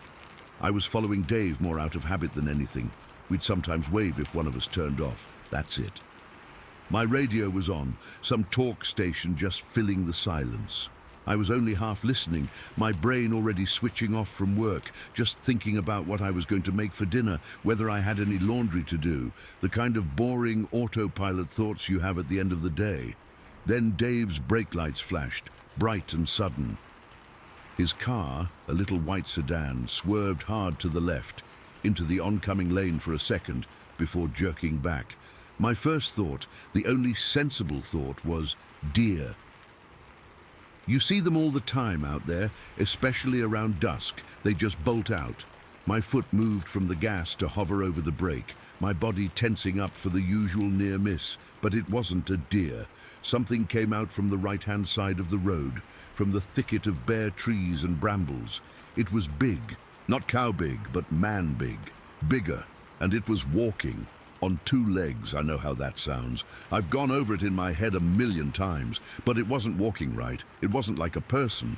Its back was arched, hunched over, and its arms were so long. They hung down past its knees, swinging with this heavy, awkward motion. The gait was all wrong, like it was fighting against its own body to stay upright. It was covered in hair, fur, whatever you call it. It was black. A matted, shaggy black that seemed to absorb the fading light. It didn't run. It just stepped out onto the road with this deliberate, plodding unhurriedness right into my path. Panic is a weird thing. It doesn't feel like in the movies, where everything goes slow motion. For me, it was like my brain short-circuited. The part that knew how to drive just shut off. I didn't swerve. I just slammed my foot down on the brake pedal, hard. The Explorer's anti-lock brakes shuddered, that horrible grinding vibration coming up through the steering wheel into my hands. The tires screeched, a sound that always seems louder than it should be. I felt a bump. It wasn't a big jolt, not like hitting a deer, which I've done before, and it's a sickening solid thump. This was different, a lighter, almost glancing impact, like I'd driven over a big branch or a large rock. But I knew, I absolutely knew, it was the thing. I'd hit it with the front corner of my car. My heart was hammering in my throat, a frantic, painful rhythm. The car stalled out. For a second, there was just silence. And then the frantic voice from the radio talk show host came back, sounding obscenely normal. I was gripping the wheel so tight my knuckles were white. I couldn't breathe. I just stared straight ahead at the empty patch of asphalt where the thing had been. My first instinct was to look in the rearview mirror. I twisted it, my hand shaking so bad I could barely adjust it. Nothing. Just the road behind me, empty and darkening. Then I looked in the driver's side mirror, the one on the door. At first I saw the same thing, the road, the yellow center line, the ditch. Then I moved my head just a bit and the angle changed. It was standing right there, right behind my car, maybe 6-7 feet back from the bumper. It was huge. I'm not good at estimating height, but it had to be at least 7 feet tall. Now it was standing more upright, and its shoulders were impossibly wide, like a football player in pads. Its head was small in proportion to its body, sort of conical, and it was just covered in that same long black hair. It wasn't looking at me. It seemed to be looking down at the road, or maybe at the back of my car. A coldness washed over me, a chill that started at the base of my spine and crawled up my neck, tightening my scalp. It wasn't the cold you feel from weather. It was a deep, internal cold, the kind that comes from your body realizing something is fundamentally wrong. This wasn't a bear. Bears don't stand like that. They don't have those proportions. This was something else. I couldn't move. I was frozen in my seat, just staring at its reflection in that little rectangular mirror. I could see the texture of its fur, the way it was clumped and wet-looking in places. I could see the powerful curve of its back. Then I saw Dave. He had stopped his car about 50 yards up the road. His door was open, and he was standing beside it, 1 foot still inside. His face, I'll never forget his face. It was pale. His mouth was hanging open, and his eyes were wide with pure, unadulterated shock. He was looking past my car, at the thing standing behind it. He started shouting. I couldn't make out the words through my closed windows and the idling of his car's engine. It was just a muffled, panicked yell. He took a few stumbling steps toward me, his arm coming up, pointing. That's when the thing moved. Its head snapped up. It didn't turn its body, just its head, and it looked right at Dave. I couldn't see its eyes from that angle, just the direction of its head. And then it made a sound. It wasn't a roar, it wasn't a growl, it was a howl, but like nothing I've ever heard. It was deep, so deep I felt it in my chest, more than I heard it with my ears. It was rough, guttural, like rocks grinding together at the bottom of a well. It wasn't loud in a piercing way, but it carried, it vibrated through the metal of my car. It was a sound of pure, raw warning, a sound that said, "Stop. Come no closer." Dave froze mid-step, his whole body just locked up. The look on his face changed from shock to sheer pants-wetting terror. He stopped pointing, he stopped shouting. He just stood there, a statue of a man. The creature, after letting out that horrible sound, seemed to struggle. Standing fully upright looked difficult for it. It shuddered, its massive shoulders rolling, and then it dropped. It didn't fall. It deliberately dropped down onto its hands and feet, its back legs, or its arms. I don't even know what to call them. They bent in a way that didn't look like any animal I know, and then it moved. It went from a standing 7-foot-tall nightmare to a 4-legged animal in a split second, and it was fast, unbelievably fast. It didn't run so much as it flowed, a blur of black fur that shot across the road and vanished into the tree line on the other side. It didn't make a sound, no cracking branches, no rustling leaves. It was just gone. 1 second it was there, the next, the woods had swallowed it whole. The silence that followed was heavier than the howl. It was deafening. I could hear my own blood pounding in my ears. I finally managed to unlock my muscles. I fumbled for the window switch, rolling it down. The cold evening air hit my face, smelling of damp earth and diesel from my car. "Dave?" I called out, and my voice was a thin, reedy thing. He didn't look at me. He was still staring at the spot where the creature had disappeared. He slowly turned his head toward me, his eyes wide and unblinking. "Did you see that?" he whispered, but it was loud in the quiet. "Shannon, what the hell was that?" I just shook my head.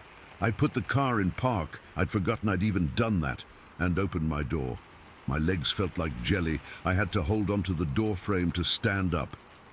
We both just stood there for a minute, on opposite sides of the road, not saying anything.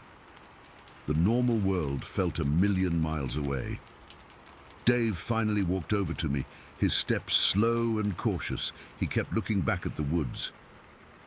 "You hit it," he said, his voice still shaky. "I saw you hit it." I nodded, unable to speak. We both looked at the front right corner of my Explorer. There was a dent, not a huge one, but a definite crease in the green metal right near the headlight. And there was a smudge, a dark, wet-looking smudge on the bumper. It wasn't blood. It was just grime, like I'd driven through a mud puddle. We should look," I said, though every cell in my body was screaming at me to get back in the car and drive away as fast as I could. Dave just nodded. He looked as sick as I felt. We walked to the back of my car, toward the spot where it had been standing. The asphalt was empty. There was no blood, no tufts of fur caught on the bumper. Nothing. We walked over to the side of the road where it had first emerged. The grass was wet and trampled a little, but that could have been from anything. Then I saw it, right in the middle of the road near the center line, a rodent, a big woodchuck, I think. It was just sitting there, perfectly still. It wasn't crouched or scared, it was just sitting like it was waiting for a bus. Its little black eyes were calm. It didn't even flinch as we approached. It was the weirdest thing. After that massive, terrifying creature, this small, fearless animal just sitting in the road felt profoundly wrong. Dave walked over and gently shooed it with his foot. It stood up, gave him a look that seemed almost annoyed, and then ambled off into the grass on the other side of the road. That was it. That was all the evidence we had: a dent, a smudge, and a confused woodchuck. We didn't say another word. We just got back into our cars. I saw Dave's hands were shaking as he gripped his steering wheel. Mine were too. I started my car, the engine roaring to life, and I pulled away, my eyes glued to my rearview mirror, expecting to see that black shape emerge from the trees again. It didn't. We drove the rest of the way in silence, him ahead of me. When we got to the intersection where he turned off to go to his neighborhood, he didn't wave. He just turned, and I kept going straight. I never talked to Dave about it again. A few days later, he quit his job at the print shop. I heard he moved out of state. I don't blame him. I still drive down 200 North Road sometimes. I can't help it. I look at that spot every time. The dent is still in my old Explorer, though I sold it a few years back. I told the guy who bought it I hit a mailbox. I don't know what I saw. I've read things, I've heard the stories, but I don't have a name for it. All I know is that for 1 minute on a March evening, something that wasn't supposed to be real stepped out of the woods, stood behind my car, and made a sound that I still hear in my dreams. It was there, and then it was gone, and the only thing left behind was this cold, hollow fear that has never really gone away. I just keep seeing it in that mirror, standing there, and I wonder what it was doing, and what it would have done if Dave had kept walking toward me. Story 17. Okay, I'm just going to type this out. I've never written it down before, never really told anyone the whole thing, not even my family. They know I quit hunting, they just think I lost the taste for it. But it's been over a decade now, and sometimes I still wake up smelling that smell, you know? The one that doesn't belong anywhere, but in a place you should never be. I need to get this out just once, to people who might actually believe me. So, this was back in 2011, Randolph County, Georgia. Middle of nowhere, really. My family has a little patch of land out there, been hunting it since I was a kid. This particular morning was the day before Thanksgiving. I always liked hunting that morning. It's quiet. The world feels still, like everything is holding its breath before the holiday chaos. I was up at 4 in the morning, way before the sun even thought about rising. Drank my coffee black, pulled on my old camo coveralls over a heavy flannel shirt. It was cold, that damp Georgia cold that gets right into your bones. I remember my fingers were stiff trying to lace up my boots. I drove my old truck down the dirt track to the back of the property. the headlights just cut through the absolute blackness, bouncing over ruts. I parked at the usual spot, grabbed my rifle, a .3006 I'd had for years, and my pack, and started the walk in. I've walked that path 1,000 times, probably more. I could do it in the dark, and I pretty much was. I had a small flashlight, but I didn't like using it much. Spooks the game. I just knew the way. Past the big pine that got struck by lightning a few years back, over the little creek that was usually dry, up the slight rise to my deer stand. The stand itself was nothing fancy, just an old wooden platform nailed about 15 feet up a big oak tree with a rickety ladder. I climbed up, the wood creaking under my weight like it always did.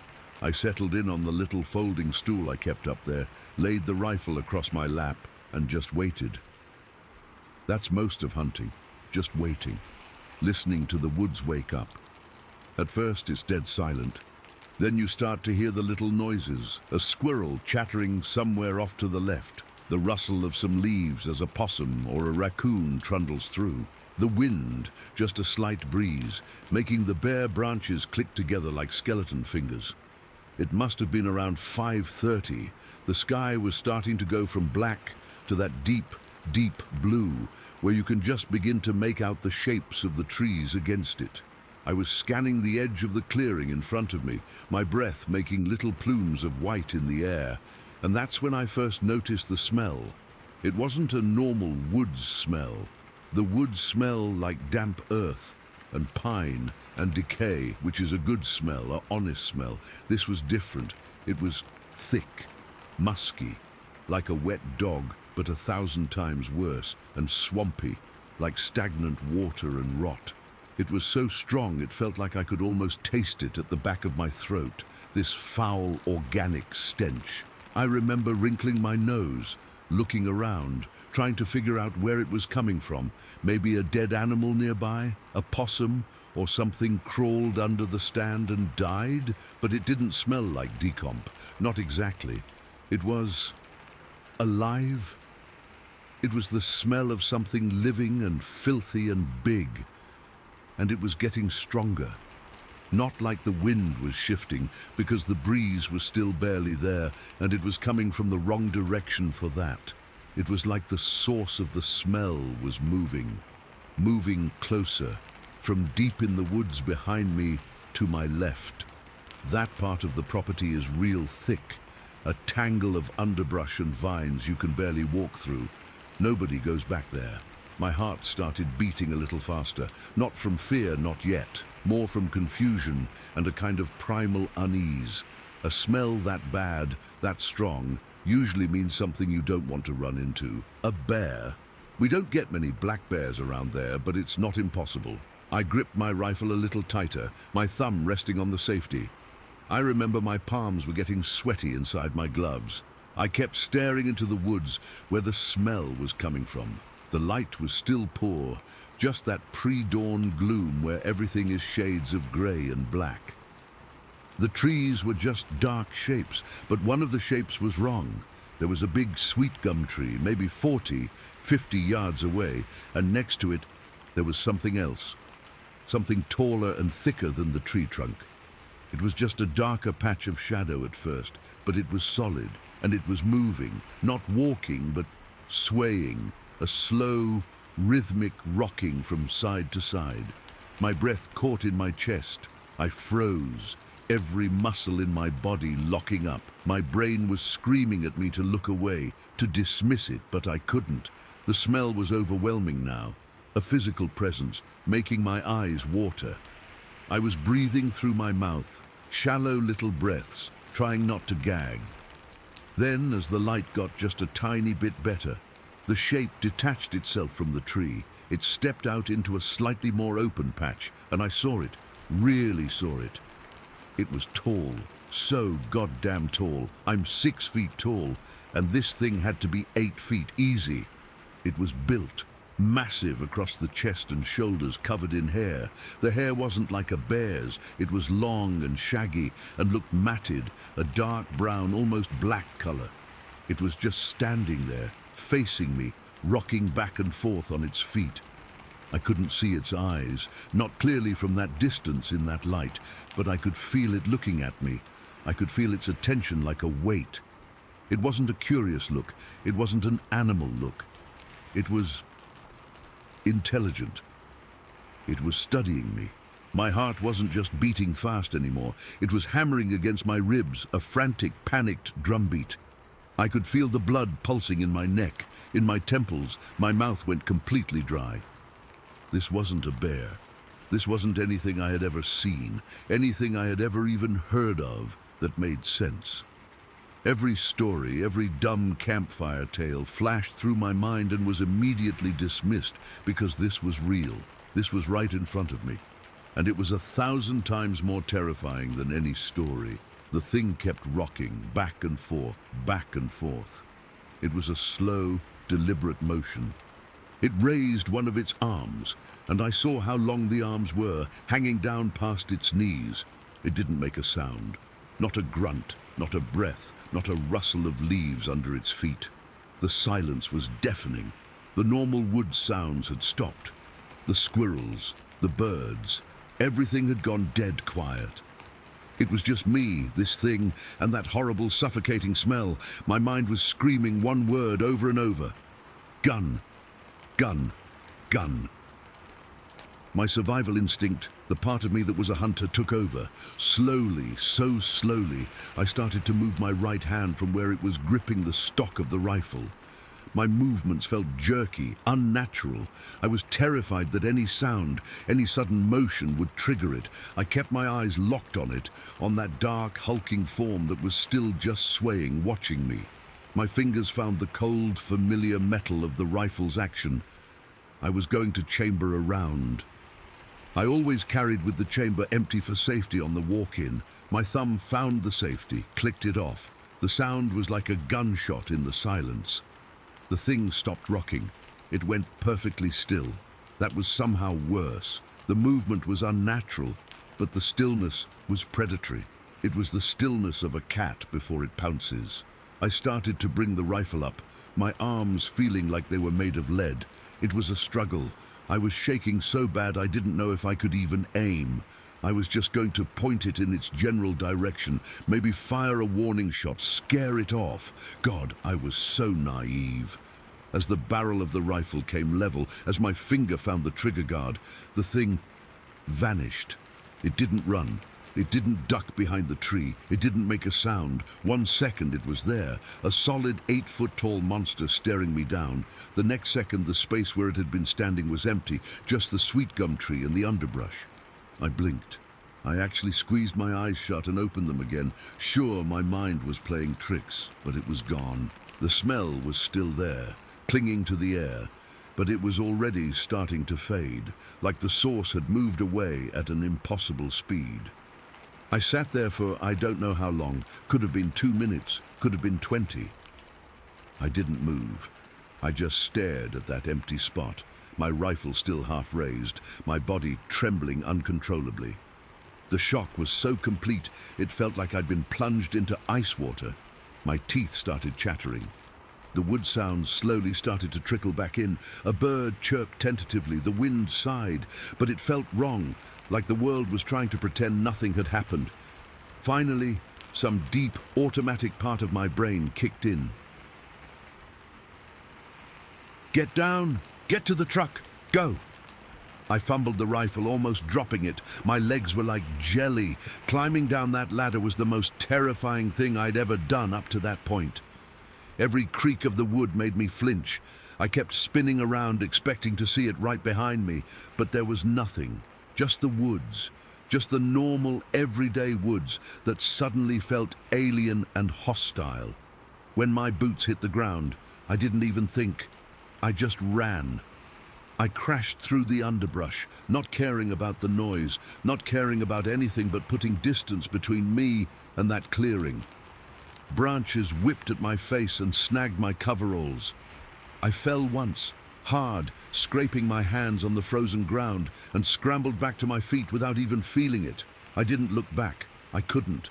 I reached the truck, yanked the door open and threw myself and my rifle inside, slamming the door and hitting the locks. I sat there, gasping for air, my chest heaving. I looked out the windshield, expecting to see it standing at the edge of the tree line, watching me, but there was nothing. Just the quiet, grey dawn. I started the truck and peeled out, spraying gravel everywhere. I drove way too fast down those dirt roads, my eyes glued to the rearview mirror. When I got back to the house, it was still early. My wife was just getting up. She took one look at me, pale, shaking, covered in dirt and leaves, my eyes probably wide as saucers, and asked what was wrong. I just shook my head and said I didn't feel good, that I must be coming down with something. I went straight to the shower and stood under the hot water for a long time. But I couldn't get warm. I couldn't wash that smell out of my nose.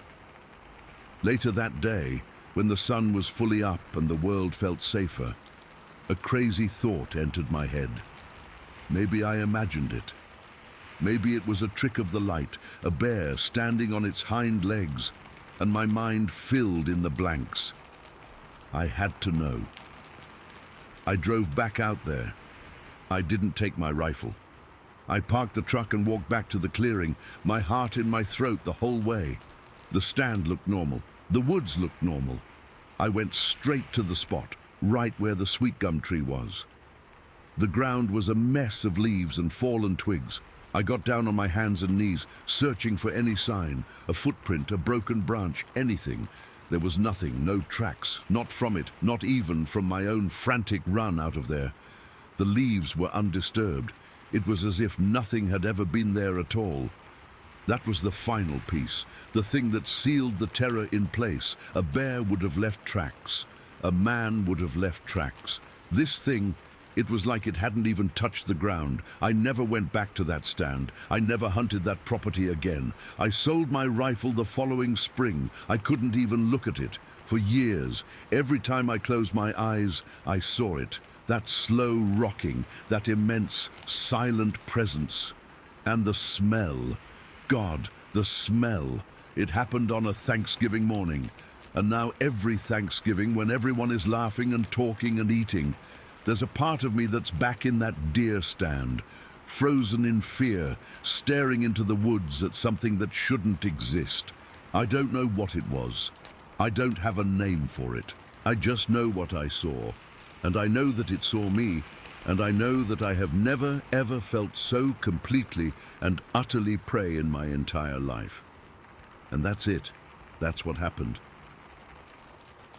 Story 18. It was one of those humid August afternoons where the air feels thick enough to drink, the kind of day where the cicadas are buzzing so loud it sounds like the whole world is vibrating. My husband and I had decided to get out of the house, try to find a new fishing spot. We'd heard about this old coal mining strip pit somewhere off a dirt road in southeast Kansas, the kind of place you only find if someone gives you rough directions and you're willing to get your truck dusty. The road was exactly what you'd expect, narrow, rutted, with tall weeds scratching at the sides of the truck. We bounced along for what felt like forever, the dust pluming up behind us in a red cloud. I remember the sun was just starting to dip a little lower, casting long, stretched-out shadows through the trees. It wasn't creepy, not then. It was just quiet, the kind of quiet that feels heavy. We parked where the road pretty much just gave up and turned into a path. The plan was to walk the rest of the way to the water.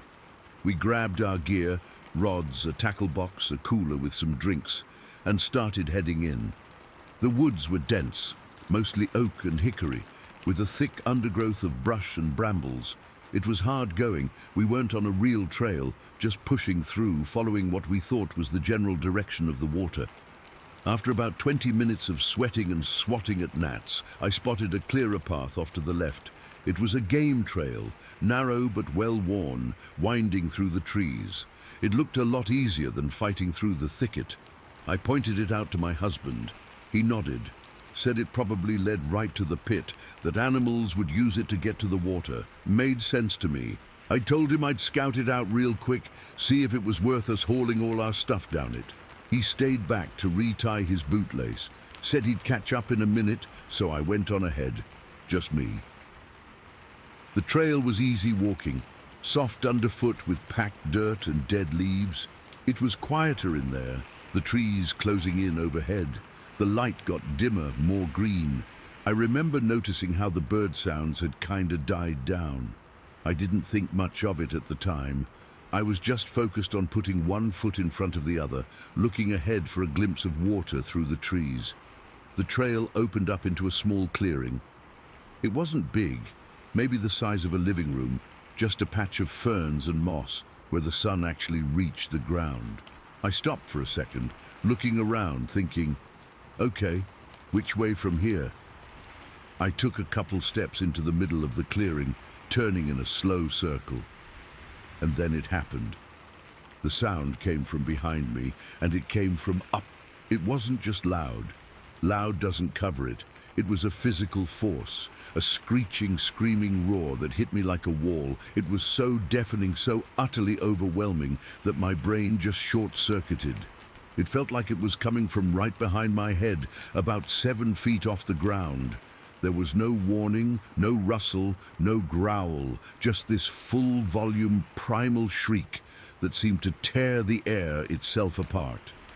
Pure, unthinking terror is a chemical reaction. It's not a thought. It's your body taking over. My knees gave out. I didn't decide to crouch. I just collapsed into a low squat, my arms flying up to cover my ears. I squeezed my eyes shut tight, like a little kid trying to hide from a monster in the closet. But you can't hide from a sound like that.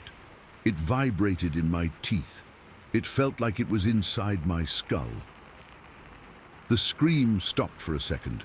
The silence that followed was almost as loud, just this ringing in my ears and the frantic hammering of my own heart. I stayed frozen, crouched there in the ferns, my whole body clenched. I remember the smell of damp earth and my own sweat. I remember the rough texture of my jeans against my knees. Then it started again, the same horrific screech, maybe a tiny bit further away. It paused, then restarted. It was doing this series of screams, each one ripping through the quiet, and in that tiny, rational part of my brain that was still working, the part that wasn't just pure animal fear, I realized something. It wasn't screaming at me, it was screaming because of me. It was scared. My quiet approach must have startled it, and I was getting the full force of its panic. That thought, as crazy as it sounds, gave me a sliver of courage, a very small, very fragile sliver. The screaming was moving. It was going away from me. I had to see, I had to know what it was. My legs were shaking so bad I could barely stand, but I forced myself up.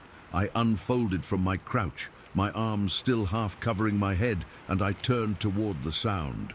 The thing was maybe 30, 40 feet away already, crashing through the brush on the other side of the clearing. It was big, not bare, big, tall. It was running on 2 legs, a fast, powerful lope that was just eating up the ground. It was dark, a matted brownish-black color, and it was all muscle and motion. I only saw it for maybe 2 seconds, but those 2 seconds are burned into my brain. It reached a creek that cut through the woods. This wasn't a little trickle. It was a good 10 feet across, with steep, muddy banks. The thing didn't even break stride. It just launched itself from the near bank. It jumped. It soared through the air in this long, effortless arc and landed on the other side without even seeming to stumble. The impact was huge. I saw small trees, saplings really, just get knocked down, snapped like twigs as it plowed through them, and the whole time, as it was running and jumping and crashing through the woods, it was still letting out those god-awful piercing screams. Then I heard my husband's voice, shouting my name from back down the trail. He sounded frantic, far away. What was that? Are you okay? The sound of his voice broke the spell. The reality of what I was seeing, what I was hearing, crashed down on me. The thing was gone, the screams fading into the distance, but the echo of it was still everywhere. I couldn't answer him. My throat was locked shut. I just stood there, trembling from head to toe, staring at the spot where it had disappeared. I could hear my husband crashing through the brush toward me, calling my name over and over. He burst into the clearing, his face white, his eyes wide. He grabbed my shoulders. What happened? Was that a bear? I heard screaming. I just shook my head, my whole body vibrating with adrenaline. I pointed a shaky hand toward the creek. It jumped. I managed to choke out. It jumped the creek. He looked where I was pointing, then back at me. We both stood there for a minute, just listening. The woods were dead silent. Not a bird, not a bug. Nothing. It was the most profound silence I have ever experienced. It was like the forest itself was holding its breath. We had to go over there. We had to see. We didn't say it. We just both started moving, carefully picking our way across the clearing to the creek bank.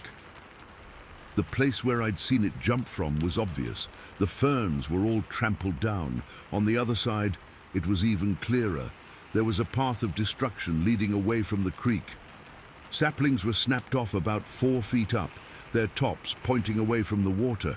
The undergrowth was flattened. It looked like a bulldozer had taken a single pass through the woods. My husband, he's a hunter. He knows tracks. He scrambled down the muddy bank and across the creek, which came up to his knees. I stayed where I was, my arms wrapped around myself, feeling cold despite the heat. He bent down, studying the mud on the other side. He was quiet for a long time. Then he looked up at me, and his face was just blank with confusion. "There are no tracks," he said, his voice low. "What?" "Right here, where it landed. This mud should be perfect. But there's nothing. Just mud." He looked around, his eyes scanning the torn-up ground. "But up here, look at this." I crossed the creek, the water icy cold on my shaking legs. He pointed to the base of one of the snapped saplings. There, pressed deep into the soft soil, was a single footprint. It was long, really long, maybe 18 inches. It was human-shaped. But it wasn't human. It was way too big. And the toes, they looked almost even, not like a human foot where the big toe is separate. And there was no arch. It was just a flat impression, deep, like whatever made it was immensely heavy. We didn't say Bigfoot. We didn't say Sasquatch. We just looked at each other, and all the pieces clicked into place. The height of the scream, the two-legged run, the power of that jump, the sheer unbelievable volume, the fact that it was more scared of me than I was of it. It wasn't a bear. A bear couldn't make that sound, couldn't jump like that, and it wouldn't leave a print like this. It wasn't a bird. The idea was laughable. It wasn't a person. No person on earth is that big, that strong, or that loud. We got out of there fast. We didn't bother with our gear. We just left it all by the creek. We half walked, half ran back to the truck, our heads on a swivel, jumping at every little sound. The whole drive home, we didn't talk much. What was there to say? We've been over it 100 times since. We've looked up every animal sound in North America. We've watched every dumb TV show about cryptids. Nothing else fits. Nothing even comes close. I was scared, yeah, terrified. But the thing that really shakes me, the thing that keeps me up sometimes, is the sound. I've heard coyotes, I've heard bobcats, I've heard bulls and trains and thunder. I have never, ever in my life heard anything that loud, that powerful, that utterly shattering. It was a sound that didn't just belong in the quiet woods of southeast Kansas. It was a sound from another time, a sound that should be extinct. And the knowledge that my simple, quiet walk down a game trail was enough to provoke that kind of raw, world-ending panic in something that big, that powerful. It changes how you see the woods. It makes the world feel bigger and a lot less tame. I know what I saw, I know what I heard. I just don't have a name for it that makes any sense, and I don't think I ever will. Story 19. All right, I'm just gonna type this out. I've been sitting on it for a while, and I guess typing it might make it feel a little less heavy, or maybe more, I don't know. But I need to get it out there. I've lived in the same house in rural Indiana my whole life. The woods start right at my back property line, and they've been my second home since I was a kid. I know them like I know the lines on my own hands. I'm a mushroom hunter. Morel season, that's my Christmas, my New Year's, my everything. It's this quiet personal tradition I have every spring. I get my basket, my old canvas bag, and I just disappear into the trees for hours. It's peaceful, or it usually is. There's this one spot though. It's hard to describe where it is exactly, because in the woods, one tree looks pretty much like another unless you know the landmarks. But I know it. It's a low, damp area that slopes down towards a small, murky lake. More of a big pond, really. The ground gets soft there, and the air always feels a few degrees colder. It's a good spot for mushrooms usually, or it would be if it didn't feel so wrong. This particular day, it was a perfect spring morning. The sun was out, but it was still cool. The kind of weather where you need a light jacket, but you know you'll probably be carrying it by noon. The air smelled like wet earth and new leaves. I was feeling good. I'd already found a few decent morels in my usual spots, their honeycomb caps poking up through the leaf litter. My basket had a nice little collection started. I was heading towards that low area, thinking maybe I'd get lucky and find a mother lode. The first thing that changed was the sound, or the lack of it. 1 minute, the woods were full of life. Squirrels chattering, birds singing, the leaves rustling in a light breeze. Then, as I stepped over a particular fallen log, a big oak that's been down for years and is now covered in moss, it all just stopped.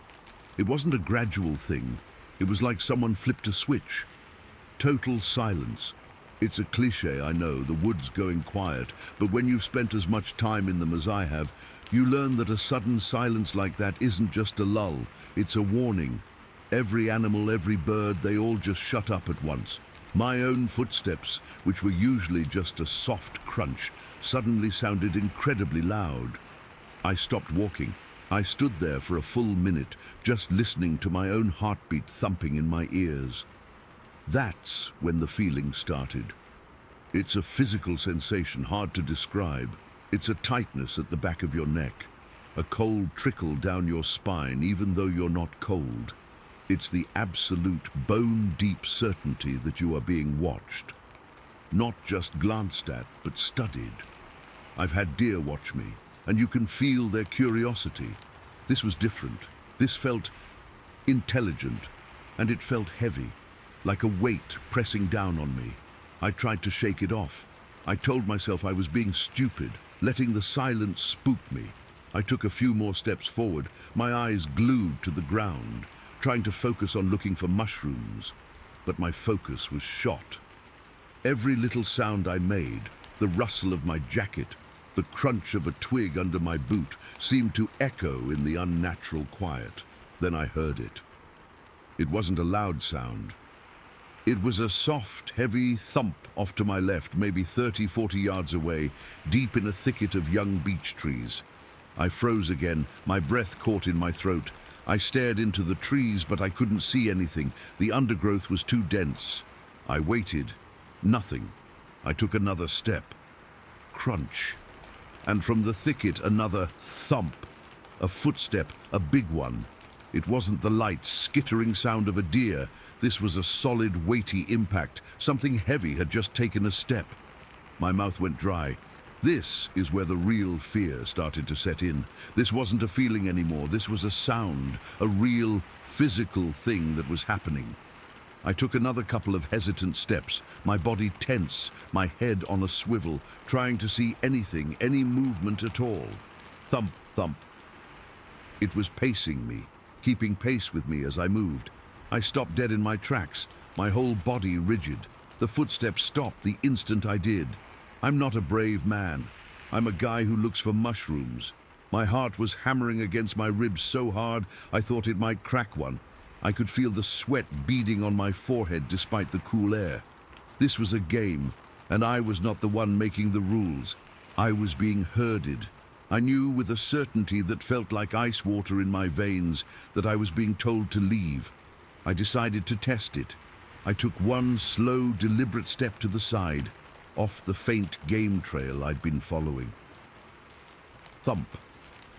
A single heavy step from the thicket, closer this time, a response, a correction, okay.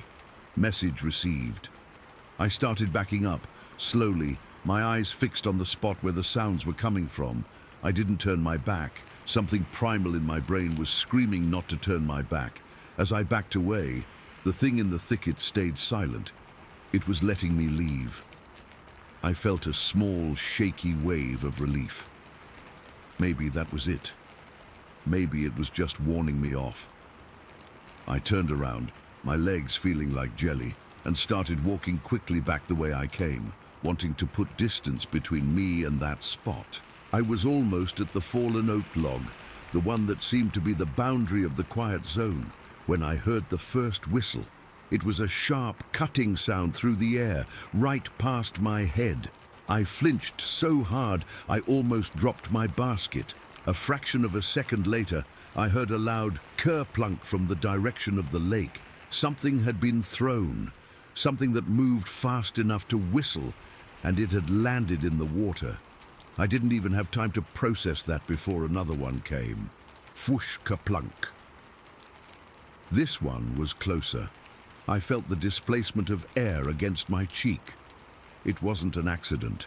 Whatever was throwing these things had aim. It was throwing them at me. I looked down at the ground near my feet and saw a fist-sized rock, wet and dark, lying in the leaves. It hadn't been there before. It must have landed just short.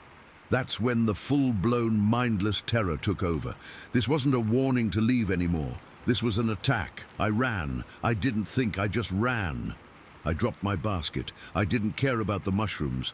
I crashed through underbrush, my feet slipping on the damp leaves, branches whipping at my face and arms. I didn't look back. I just ran towards the sound of the birds because I could hear them again. The silence was broken, but now it was broken by the sound of my own panicked gasps and the thunder of my footsteps, and the rocks kept coming. Whoosh, plunk, to my right, whoosh, thud. That one hit a tree trunk to my left with a sound like a hammer blow. Whoosh, splash. Another one in the lake. They were coming one after another, a relentless, terrifying barrage. I wasn't being shot at with a gun, but it felt just as dangerous. My mind was screaming one word over and over. Bigfoot. I know how it sounds. I know. But in that moment, with something huge and invisible hurling rocks at me with terrifying force and accuracy, there was no other explanation my brain would accept. I burst out of the tree line and into my own backyard, stumbling across the lawn, my chest heaving. I fell to my knees on the grass, gulping in air, my whole body shaking uncontrollably. I was safe. I was on my property. I was home. I looked back at the woods. They looked normal, peaceful. The birds were singing, the sun was shining. It was like the last 10 minutes had never happened, but the scratches on my arms were stinging. My clothes were damp with sweat and fear, and my empty, shaking hands were proof that it was all real. That was the worst of it, or so I thought at the time. I told my wife about it when I'd calmed down enough to speak. She saw the state I was in and knew I wasn't making it up. She's always been a skeptic about this kind of stuff, but she was worried, really worried. A couple of nights later, we were watching TV just trying to relax. One of those Bigfoot shows came on. You know, the ones with the dramatic music and the guys creeping around in the dark. I usually laugh at them, but this night I didn't. They played a recording of an alleged Sasquatch scream. It was a chilling sound, unearthly. It started low, like a guttural growl, and then rose into this high-pitched shrieking roar that didn't sound like any animal I'd ever heard. It made the hair on my arms stand up. My wife even said, "God, that's creepy." We turned it off not long after and went to bed. It was maybe 2 in the morning when I was jerked awake. My wife was shaking me. Her eyes were wide in the dim light from the window. "Do you hear that?" she whispered, her voice tight with fear. I listened, and I heard it. Coming from the woods, from that exact direction was the sound, the exact same sound from the TV show. That low, rumbling growl that climbed into a piercing, shrieking roar. It was louder out here, raw and unfiltered by a television speaker. It echoed through the quiet night, a sound of pure primal rage and power. We just lay there, frozen, listening to it. It happened 3 times. 3 long, terrifying calls. Then silence. My wife looked at me, and I saw it in her eyes. The last of her skepticism was gone, replaced by a cold, hard fear. She hadn't just heard my story. She had heard the proof. She heard it with her own ears. We never called the cops. What would we say? Someone screaming in the woods. They'd think we were crazy, and it wasn't a person. I know that now for sure. I haven't been back to that part of the woods since that day. Not once. My mushroom hunting roots have a big, empty hole in them now. I see the area from a distance sometimes, and that old feeling of dread still washes over me. I accept it now. Whatever it is that lives back there, it wants to be left alone, and I am more than happy to give it all the space it wants, the footsteps, the rocks, the screams. That's more than enough proof for me. I don't need to see it. I never want to see it.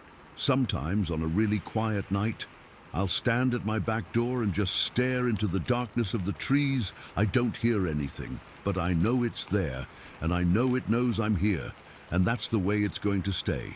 I still don't know what it was. I just know what it did, and that's enough.